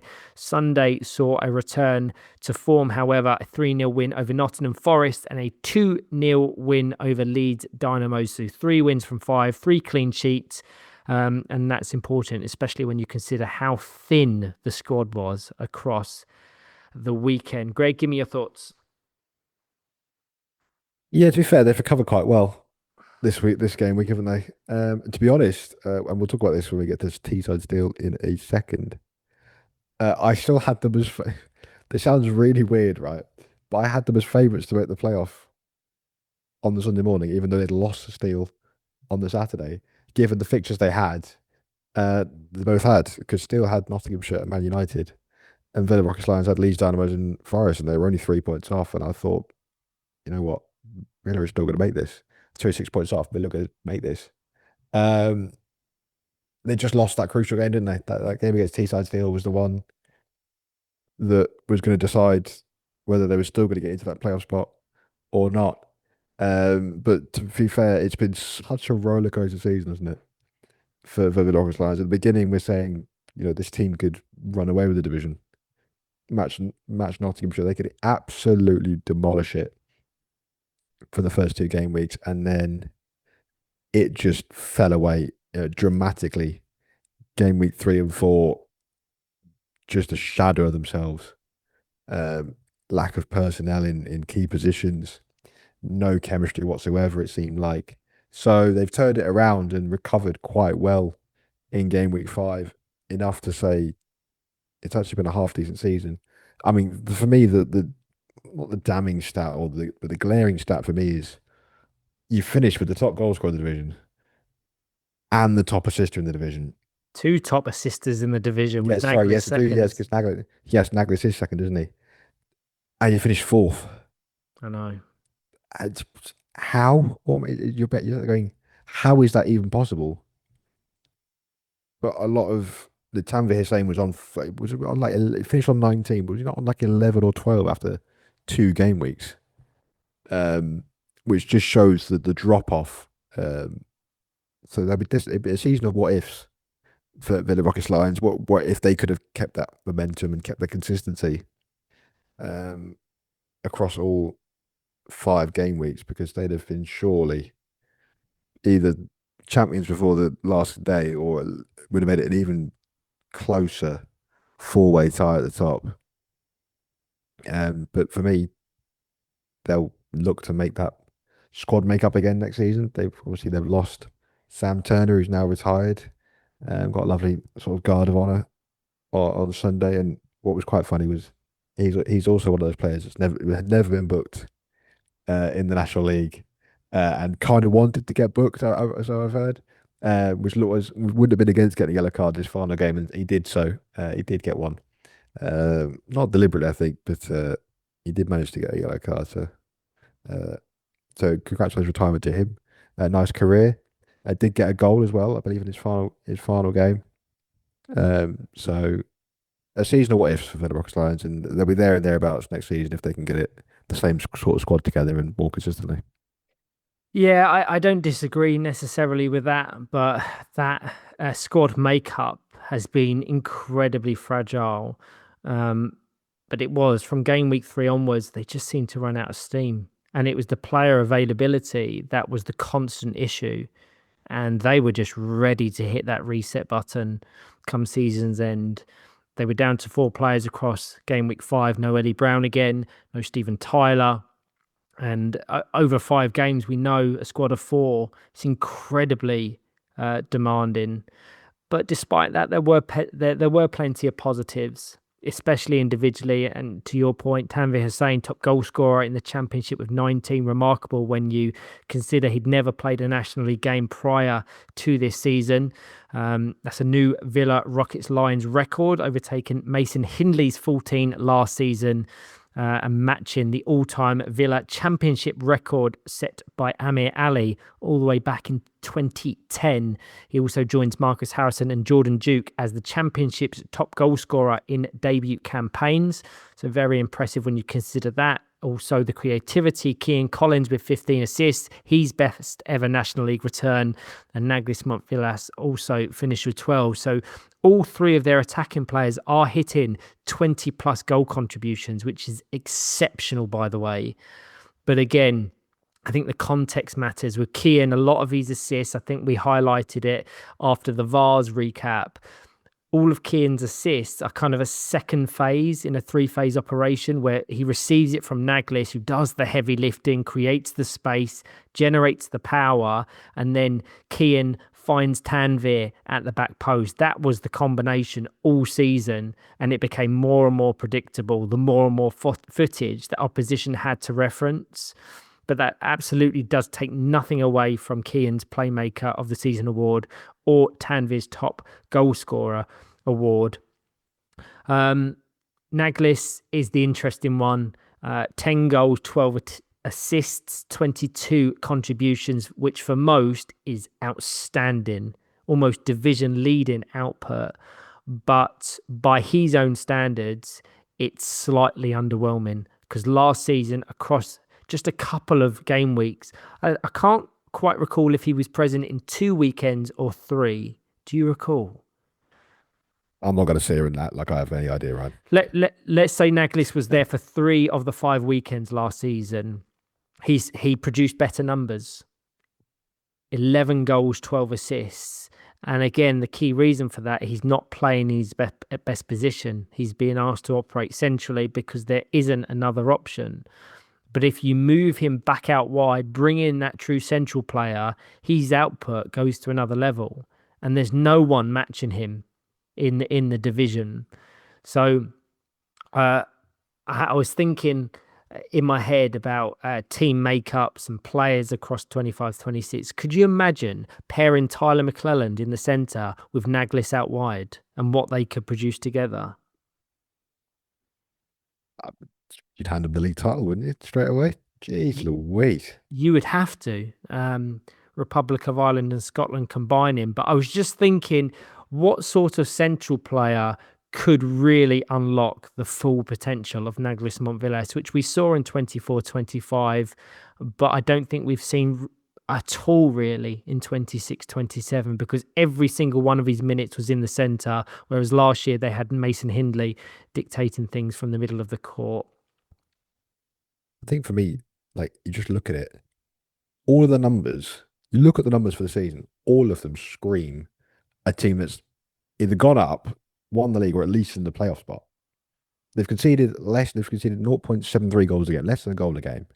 They've scored, that's the 4th best in the division. They've scored 1.2 a game. That's the 3rd best in the division. Already said they've got top goal scorer, 2 best, creators and assisters in the division. Yet they finished 4th. The numbers seem to just stagger you and beg a belief, but it shows just how much they did in the first 2 game weeks and then dropped off since then. Because where does their form leave them since sort of Christmas time? They're below mid-table. Like 8th almost, aren't they, in form since Christmas? So it's ludicrous, really. They just want more consistency in terms of play on the court and player availability off it, this is the negative of having so many international players playing. Exactly that. So they'd be 7th underneath Hull and East Yorkshire, GBG Saracens, Baggies, and of course the top 3 from the division. It's just been this constant cycle of players coming in and out, which has caused these difficulties. The mix of overseas players and developing talent has created fragility, and now with Sam Turner calling time on his career, that challenge is only going to be increased, because when you look ahead, there are real questions. I don't think Ellie Brown will be returning. I don't know if Naglis plans on coming back next season. Without those 3 players, you're looking at a very, very small core of players. I think just 2. Because Stephen Tyler, I don't think, wanted to play in Gameweek 5. You're looking at Tanvir Hussain and you're looking at Kean Collins. So this, we know that just isn't sustainable. This summer becomes crucial. And I don't know where they look to recruit. But there is, in their 2 main attacking players, there is quality there. There is talent there. But 2 players don't comprise a squad. So I don't know what Villa Lions look like next season, if they come back next season. It's a mystery. There's a lot to be discussed, clearly, and a lot that we could speculate about if we were in the business of speculation, which we aren't. So who knows what they look like next season, if they come back at all. What they do sort of with player recruitment and what they look to do on the court with style and shape and system, because they'll look back at this season and go, if we've had 1 or 2 more players consistently available, we're sat here thinking happy days, we're in the Premiership. Exactly that. Just a final word on Sam Turner. A brilliant career across Sale United and Villa Rockets Lions. Not a prolific scorer, just 7 goals. But that's not what he was designed to do. He's a defensive presence, a leader, someone who saved his best scoring season to this with 5 across the year. His 1 goal for Sale came in the 2017-18 playoff, which kept them at the time in the Premiership. And to your point, to the amusement of everyone at the Lee Westwood Sports Centre, his last action of competitive football in the National League resulted in him receiving a yellow card for encroachment, albeit it was very deliberate, but it gave everyone a good laugh. He's been a fantastic servant to the game and one that will be missed, certainly in a playing sense, but excited to see what the next chapter has in store for him, because he assures me that he's not done yet with his involvement within Powerchair football. Next up in third, it's Teesside Steel. And it's a really interesting one when you reflect on the season as a whole, because after game week 3, we were talking about this side as potential champions, potential title favourites, depending on who you ask. They had addressed one of their biggest issues from last season, turning draws into wins, extended their unbeaten run to 31 games, and crucially, had big games in hand on both Nottinghamshire and Manchester United heading into the final 2 weekends. But it brings you back to the age-old question we bring up time and time again on the podcast. Do you want points on the board or games in hand? And we typically always say the same thing: points on the board, because with games in hand comes expectation. With expectation comes pressure. And we've seen time and time again that can undo a lot of progress you've built, as we will come on to reference when talking about Nottinghamshire. And unfortunately for Teesside, the same happened. They just seemed to run out of steam across the final 2 weekends, losing more games in that period than they had across the previous 18 months. So in game week 5, they started with a defeat to Norwich, which all but ended their title hopes, or automatic promotion hopes almost. They recovered well with a win over Villa Rockets Lions, but then a 4-1 loss to Manchester United, which effectively completely ended automatic promotion hopes. Sunday, though, much better, arguably more reflective of the level they can hit. A 1-0 win over West Bromwich Albion Baggies, who we've already raved about as being potential title contenders in 26-27. And then it was champions-elect almost, Nottinghamshire, and they secured a ridiculously good 2-1 victory to condemn them to second. So in a season of difficulty, or certainly a conclusion that proved difficult, there is some real highlights and some good performances to talk about. Greg, give me your thoughts. Yeah, it was a weird game week 5, wasn't it? Because I watched the Norwich game on the way in Saturday morning, and geez, it was a continuation, wasn't it, of game week 4? It was sloppy, poor, drab, and you thought, you feared for them, really, didn't you? Going into the rest of the game week, they then got that victory against Villa Rockets Lions to keep the gap between themselves at 6 points. And you thought, okay, well, they've kind of turned the corner a little bit. And then the Manchester United game just showed the difference in form, quality at the time. Manchester United put them to the sword. They really did it. It was that 1 goal they got came right at the end. Nothing more than a consolation, really. And like I said, with reference to Villa Rockets Lions, I came in Sunday morning thinking there's 6 points between Lions and Steel, 2 games left. But you look at the fixtures and the form, I still have Villa Rockets Lions as favourites to make the playoff. I really did. I feared for Steel, but somehow on Sunday they turned up again when it mattered. They just seemingly flicked a switch, rode the luck at times against Baggies in the first half, as I mentioned, and then second half, Oscar Mulgrew sort of took control of the game a lot more. They ground out an impressive 1-0 victory, and even then, I still had Nottinghamshire favourites to to win in the final game, knowing what was on the line, and they were just back to almost their best, or certainly better than they have been in the last 2 game weeks. It was clinical. They were better passing. They were better at the back. Can I just on that point, because on Saturday afternoon, Manchester United and Nottinghamshire had secured their promotion, so that wasn't an attainable goal for Teesside Steel.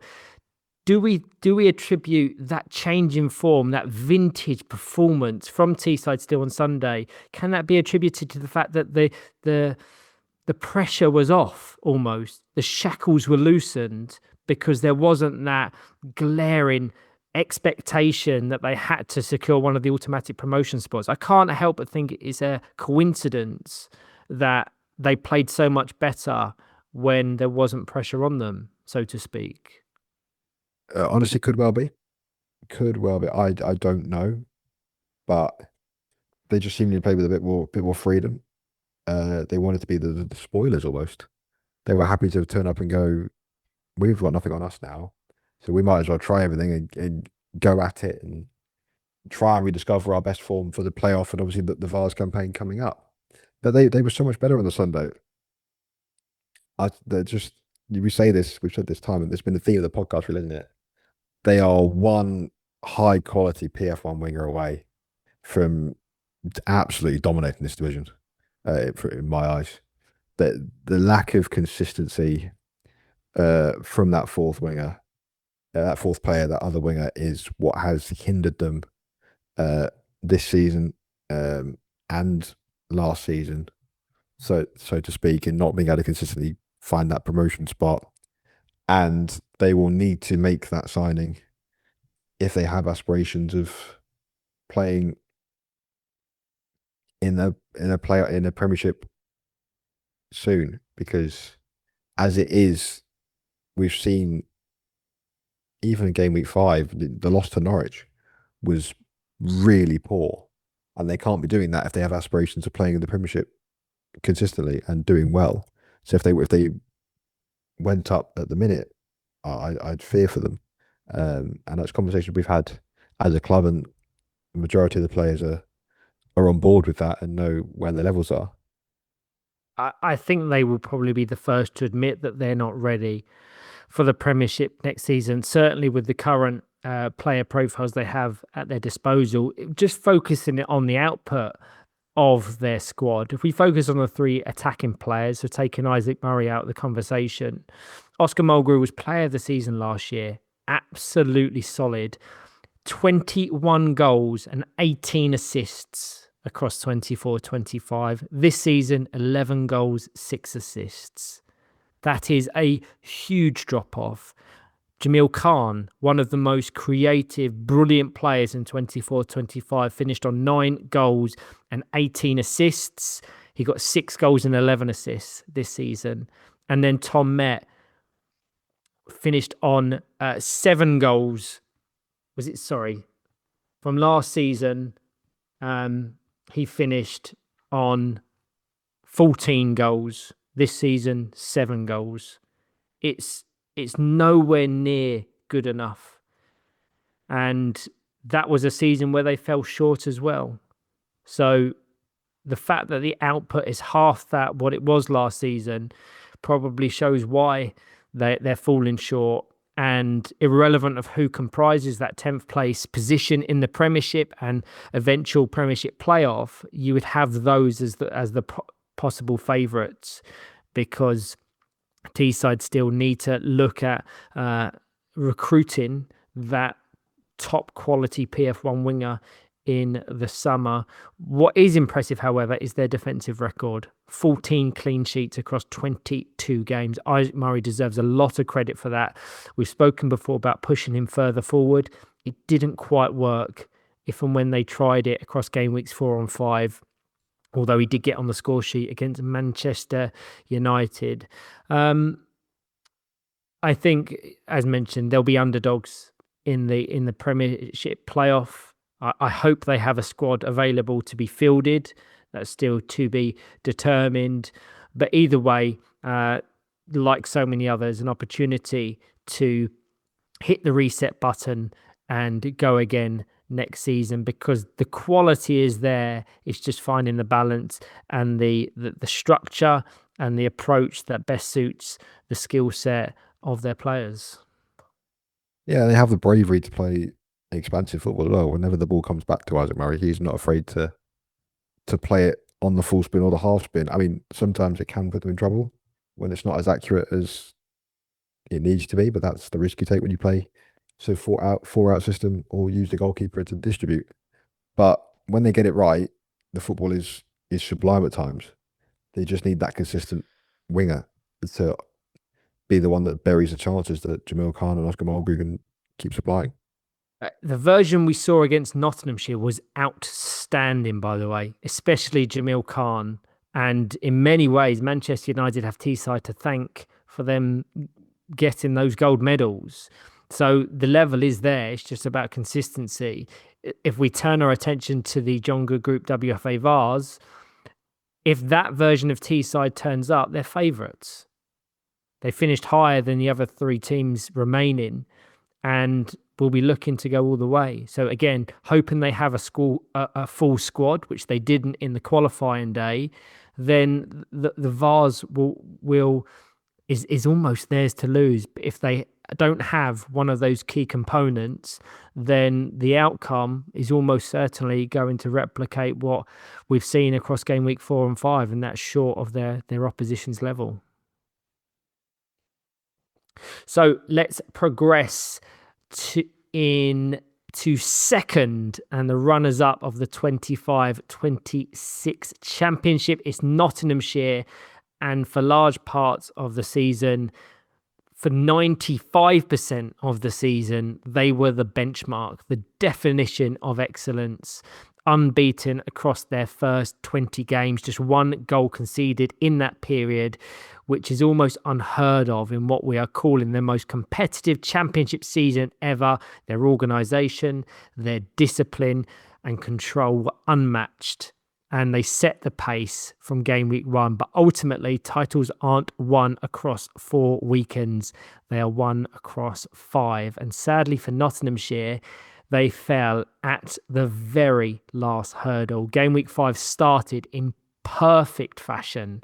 A 5-0 win over Nottingham Forest, a 3-0 win over Norwich City, and a 2-0 win over Villa Rockets Lions. At that point, 3 wins from 3 clean sheets. They looked like champions elect, as I said.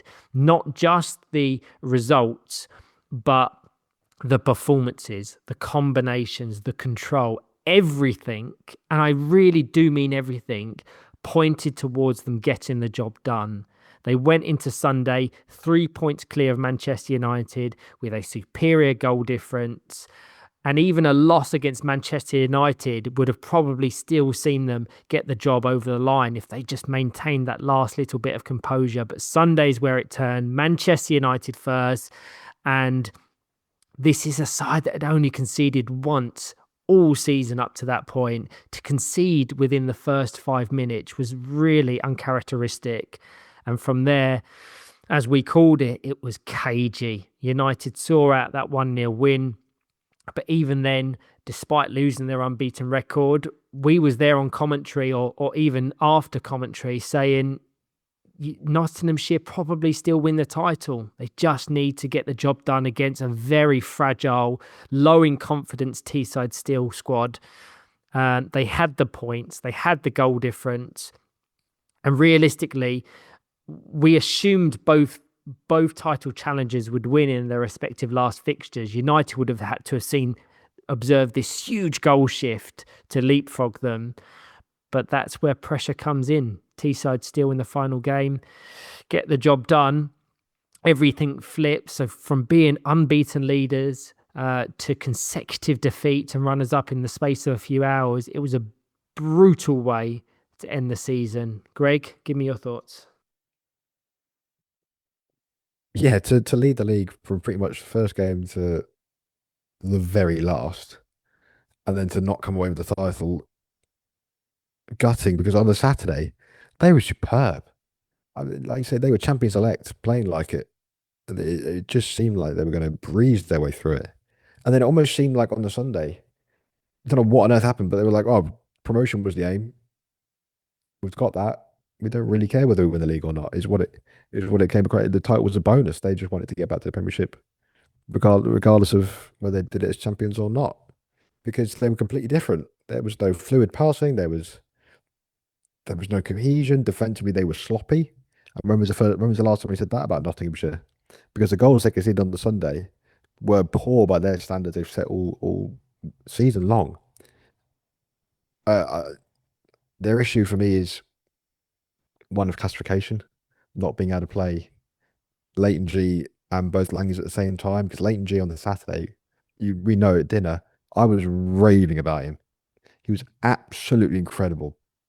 But they can't start all three. Both Langley's and Leighton G's are all PF2s. They can't start them. And so it means that they have to rotate consistently to get the players on for game time. I don't know what happened, right? It just seemed like a switch flipped on the Sunday, and they're like, "We've done our main job. We don't really care about the title." It's the pressure, isn't it? It's the pressure of the division and the fact that Manchester United were breathing down their necks. But we saw the level they produced. I don't think I called any of their games on the Saturday because they were all on your court. Exceptional. But in and amongst this this conversation, I think it's really important we keep perspective, because they have still been outstanding this season. Sam Langley, 14 goals, 10 assists, probably the standout across their squad. Kieran Wade finishing on 15 goals before calling time on his career. Adam Langley reached 50 goals for the club, becoming just the third player to do so. Leighton G, I think, to your point, announced himself to a kind of a wider audience. And that's the beauty of having streaming now. These players that aren't necessarily amongst the goals or assists are having the spotlight shone on them. And I've coached him on the RETP for several years. He's a very good player. But to your point, his minutes suffer because of his current classification. I'm trying to scramble to get the stats up. Leighton G, I think he finished on 8 assists, I think it was in the end. And most of those came on the Saturday. Where he had 9 assists, and I believe 5 or 6 of those came on Saturday. 11 assists and 7 goals. It was stupid. It was stupid the performance levels he was putting in. That must be wrong. It's done me dirty there. Yeah. Don't worry about that. The app says 9. But yeah, 6 of those came on Saturday. He couldn't stop supplying goals. It was ridiculous. He was, but then it like I said, the whole thing, everything we saw all season long for Nottinghamshire and my team of the season, just evaporated on the Sunday. Out of thin air, it just evaporated. It was stark. I do want to say, I don't think that Sunday is what cost them the title. I think what cost them the title is the 6 0-0 draws which they had across the season, which I think is a record high. Because on one hand, you can absolutely highlight the defensive side of it and how solid they are. Matt Hedfield naturally central to all of that, right in the conversation for defensive player of the season. But on the flip side, you're talking about them letting a lot of games pass them by. Games where they should win, could win, but like many others, that clinical finishing isn't necessarily there. In a season where Sam Langley's getting 14 goals, Kieran Wade's getting 15 goals, Leighton G is right up there, it just wasn't enough. And it's not as if they don't create the chances. They do. A lot of chances, but they miss more than they score. And that's why I want to kind of take that Sunday out of consideration with the 2 consecutive defeats and say, whilst they were the benchmark, I think the season was lost for them steadily, compounded across the 5 weekends with those 0-0s. But I do want to say, and we had a little bit of a conversation prior to recording, they are the model professionals. They are so gracious in defeat. They are humble in victory. And they are the real benchmark for how a club should operate. Their reaction to losing the title says everything about this group. They will be disappointed, no doubt. But they're going up to the Premiership and they absolutely deserve to be there. And if we see one of Adam Langley, Sam Langley or Leighton G get reclassified from a 2 to a 1, that is a solid, almost mid-table Premiership side. I would go as far as to say that competes with Borough, that competes with Throssell's. You add in another player, they're going to have to replace Kieran Wade, who's called time on his career. If they do that, it could be back to where they belong consistently, because I think it shocked a lot of people that they were relegated in the first place. Yeah, they've been just consistently in the Premier, haven't they, for years and years, and so it was shocking that they did go down, and they get the classification or they sign another player. They're going to have to, aren't they, now that Kieran Wade's called time on his career? Then they are looking like a really solid Premiership outfit. One that is going to be difficult to break down. Possibly doesn't threaten you as much going forward, but the way the development of Leighton G is going, they bring another player, they could be a surprise package next season. But like you say, yeah, completely agree. Model professionals, all of them. They just kept smiling, shook hands with every one of the United players. They've shared and liked everything that Manchester United have put on social media since losing the title. A credit to the club, a credit to the sport, and they'll be right up there as consideration for the Fair Play Award, I think, come June 6th. Yeah, without question, as well as some of the individual and team accolades as well, because they were so good. And that's where we almost encourage people to look beyond that recency bias and consider what they did across the first 4 weekends, the first 5 weekends, almost excluding that last day, because they were absolutely excellent. Just a final word on Kieran Wade, who has called time on his career, a fantastic servant, it must be said. With time with Hull and East Yorkshire, Leeds, Nottinghamshire, 62 goals in total, 55 in the league, and so many big moments along the way, from that promotion playoff winner for Leeds back in 2021 to finishing his career with his best ever season in terms of output, 15 goals, matching Nottinghamshire's record. 4 hat-tricks across his career, played a part in England's under-16 Home Nations winning squad in 2017, and a player that has just consistently delivered. So to finish on that high, contributing to a title push and automatic promotion, is a fitting way to sign it off. So we wish him well for the future. And now, to conclude, in the gold medal placement, the 25-26 Slater and Gordon Championship winners, Manchester United. And what a way to finish things off.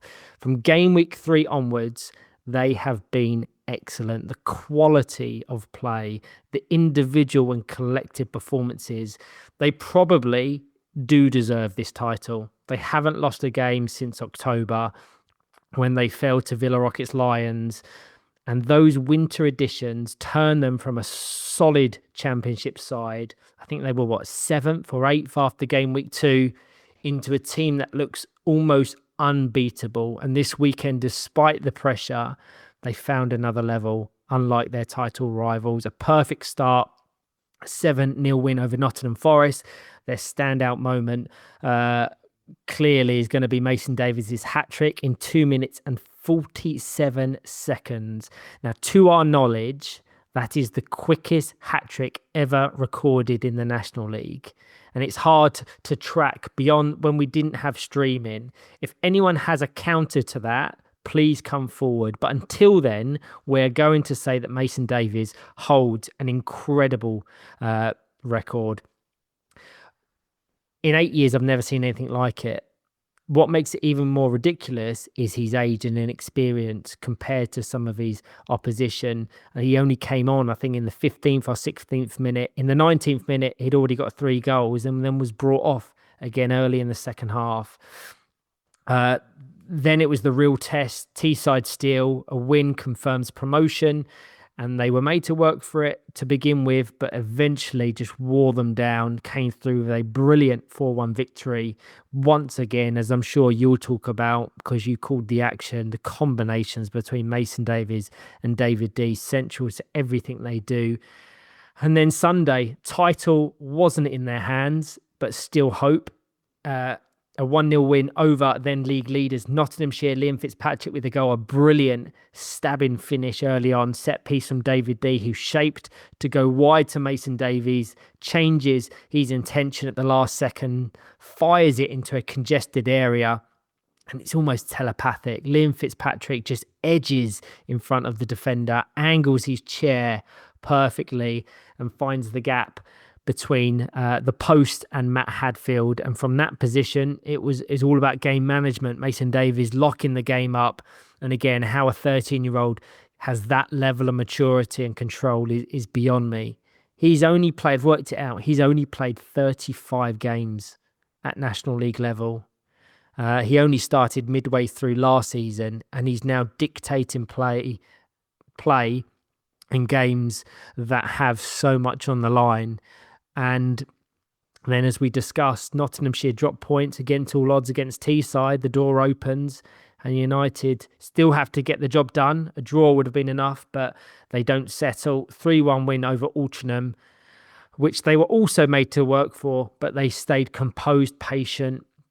And it was a very interesting dynamic with how well the two squads know each other. David D opens the scoring, and from that point, the championship title is there. You called multiple games, if not all of their games, across Gameweek 5. Give me your thoughts.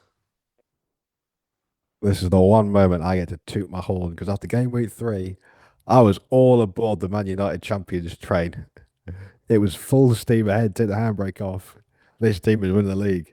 I think that needs to be a collective we, because we both said from the point of those editions that they would lift the title. Maybe I was more brash with my sentiments and statements after Gameweek 3, but yes, all right, okay, fine. We were all aboard the Manchester United champions train after Gameweek 3. I did call every single one of their games this weekend. Lucky me, because some of the football is ridiculous. The combination play for players so young, their understanding of what they need to do. Mason Davies, this is the first weekend I've had a proper look up close at what he can do on a Powerchair football court. And I've used the phrase Marcus Harrison-esque. The dribbling on the goal line, going up and down the court, up and down the goal line, looking for an opportunity to score, was akin to what we've seen Marcus do for years, what we've seen Momo Galabi do for years. And I'm not saying he's anywhere near that level yet. I'm just saying the style of play that he produced this weekend was akin to those players. He locked the game up against Nottinghamshire. We were scratching our heads, weren't we, Ryan, on commentary, going, they're going to need another point here, another goal here, to at least make the goal difference a little bit shorter. I don't know why they've not sort of gone and attacked a bit more. But in hindsight, it worked, didn't it? Because they saw Nottinghamshire drop points and they just needed a point themselves to get the title. And like I said earlier, had Nottinghamshire even got a point against Teesside Steel, Man United would have needed a win in that final game. And it being 0-0 at half time, the nerves could have got higher. Could have been ratcheted up a little bit more. But the experience of the likes of Josh Slack and Laura Evans at the back, who will continually rave about Laura Evans and how understated her role is in this team. She goes about her business with a minimum of fuss. Just locks it up on the edge of the box and can turn defence into attack with a dribbling in the blink of an eye. Allows David D to be more expansive, play the passes, the front line pickoffs from Mason Davies, Liam Fitzpatrick, who's clinical at this level. Absolutely clinical, proven clinical goal scorer. I think it's credit to the coaching of Pete Taylor, who kept the team grounded, wasn't getting ahead of himself with the celebrations, knew there was still work to do across the weekend, rotated his squad well and gave game time to players that on the Saturday hadn't played at all. Come Sunday, in the game where they secured the title, he made sure that every single player got on the court to experience the atmosphere and the feeling of, we're about to do it. So all round, brilliant squad, playing some really nice football with a lot of development still in them. Next season, they seem just, I can't wait to see what they do. I was going to say they seem ready to take that level. They do, but obviously the difference between the Premiership and the Championship is closing all the time, but still quite big.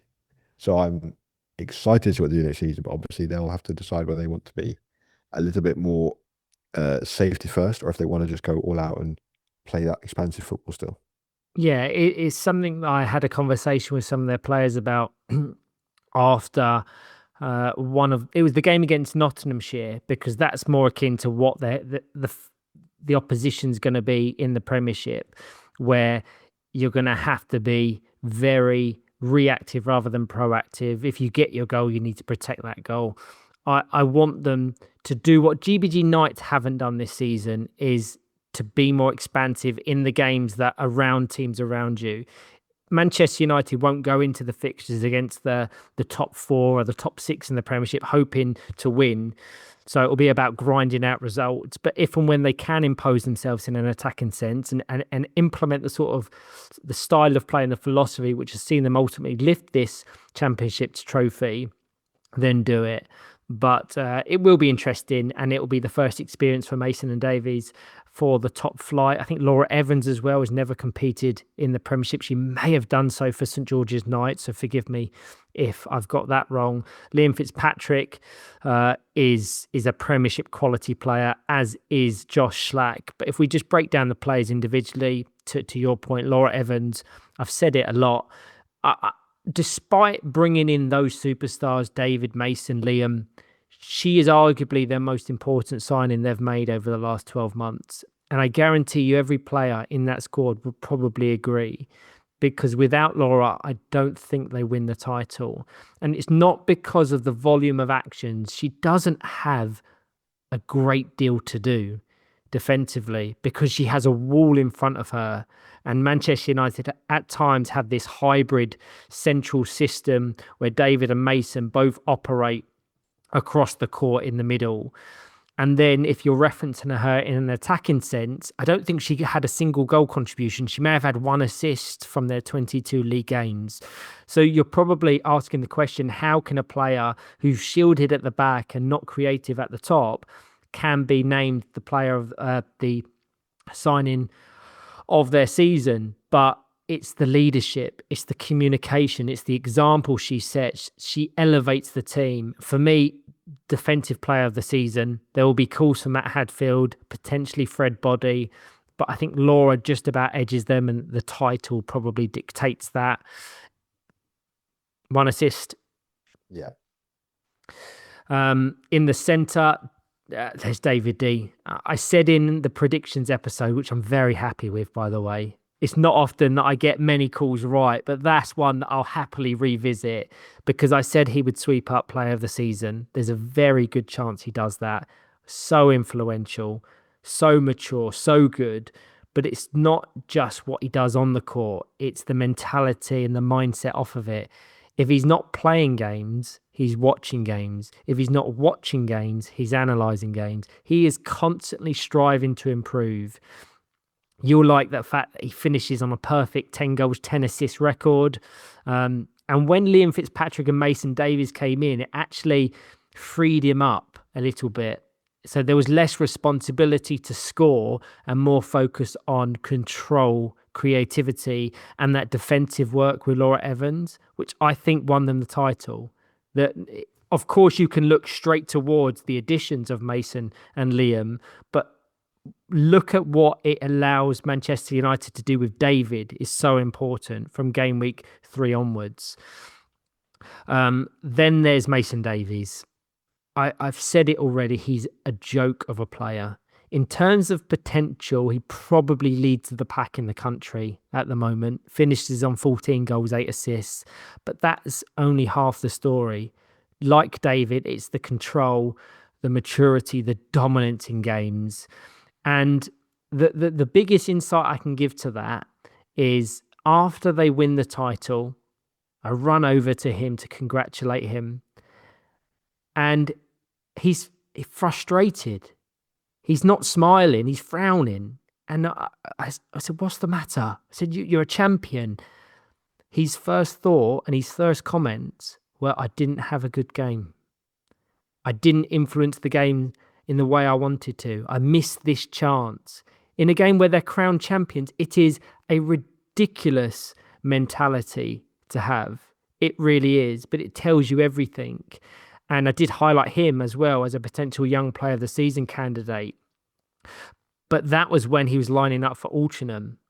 There is a world where he sweeps up on June the 6th, both the player of the season and the young player of the season. I think he featured in 4 of the 5 fantasy team of the weekends, 1 standout across the season as well. But for me, I think it's David player of the season, Mason young player of the season, but it wouldn't surprise me if one of them swept up both awards. Don't you think? Oh yeah, absolutely. You say it's a joke. His confidence, his maturity, his ability to just keep calm and his focus is a joke for a player with such limited experience and such limited age.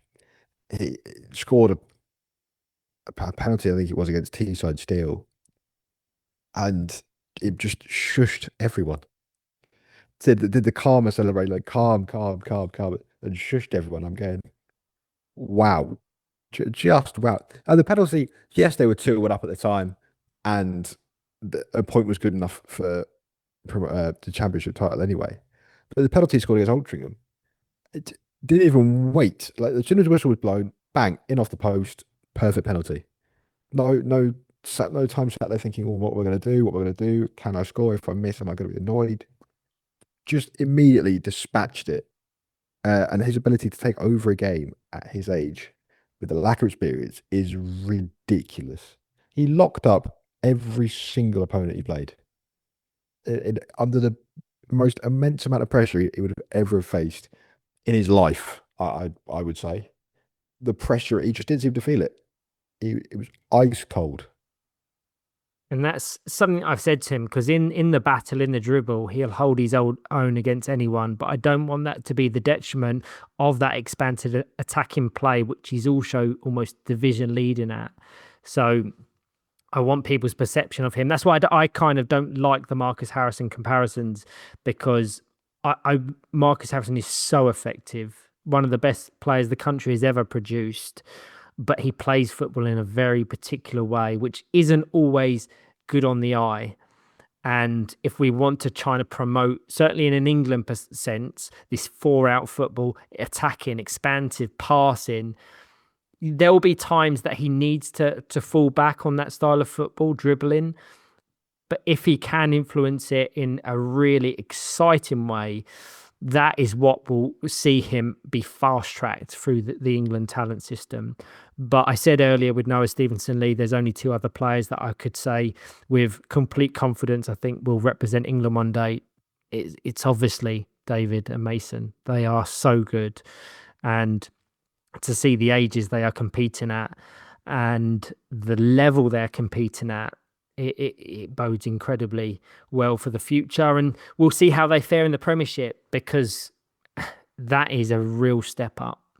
And if we reference Muscle Warriors, who secured more points, more goals, were more dominant in last season's championship, and then compare that to what they've been able to do, or probably more broadly, what they haven't been able to do in the Premiership, the pressure will be on Manchester United, but they've got the tools to compete. It'll be fascinating when we get together to do the predictions episode for the Premiership and Championship, for that matter, for 26-27, because there will be several transfers and signings and team alterations. We know some are rebranding, some are renaming. So we'll have to wait till the later months of the summer/autumn before we can sit down and properly call that. But yeah, Mason and David, spectacular. We need to spend a little bit of time on Liam Fitzpatrick. It was a massive call to leave Greenbank mid-season to join Manchester United, but it paid off. One of the most instinctive finishers you will ever see in the Championship division. I just want to see that translate to the Premiership. 11 goals in 13 games. Take those goals out, they don't win the league. They probably don't even finish in the top 3. And crazily, if Greenbank, against all odds, go on to win the Premiership, however unlikely, Liam will get 2 winners' medals, which is a nice little thing to keep an eye out for. Josh Slack, captain, leader, role model, has had to accept fewer minutes since January, but still plays the role required of him by Pete Taylor. Past 50 league goals this weekend as well, so a great milestone. And Sam Taylor and Shannon Smith as well. Similar story, reduced minutes, but hugely important both on and off the court. We have to commend Pete Taylor, don't we? Not only is he one of my favourite people in the whole community, no one deserves it more. And from a coaching perspective, he is one of the best in the country. And from an officiating perspective, he's one of the best in the country. He's just an incredible Powerchair football mind, isn't he? Yeah, I echo everything you just said. Love Pete. He's one of the nicest, most down-to-earth people you could ever hope to meet. We will say hello to everyone, ask how they are. Like I say, one of the best refs for me we have in this country, and clearly, coaching-wise, he is becoming one of the best as well. The ability, like I said, just the awareness to keep everyone calm, not let them just get ahead of themselves, not react too much to when they go 1-0 up. Saying there's still a lot of football to be played. He's switched on. He's yelling at the players to get back in position really quickly, so that they don't end up losing momentum.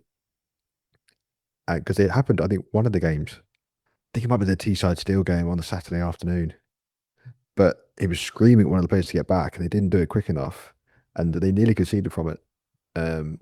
So he's clearly switched on. So full credit to him. He richly deserves this. Although it might feel a bit strange for a Man City fan in a Man United kit leading them to the Championship title. Yeah, very much so. Just a quick highlight to Jonathan D as well. Always on the sidelines, compliments and aids Pete brilliantly, and he's owed just as much credit as everyone else. But overall, clinical, composed, and relentless. Go on.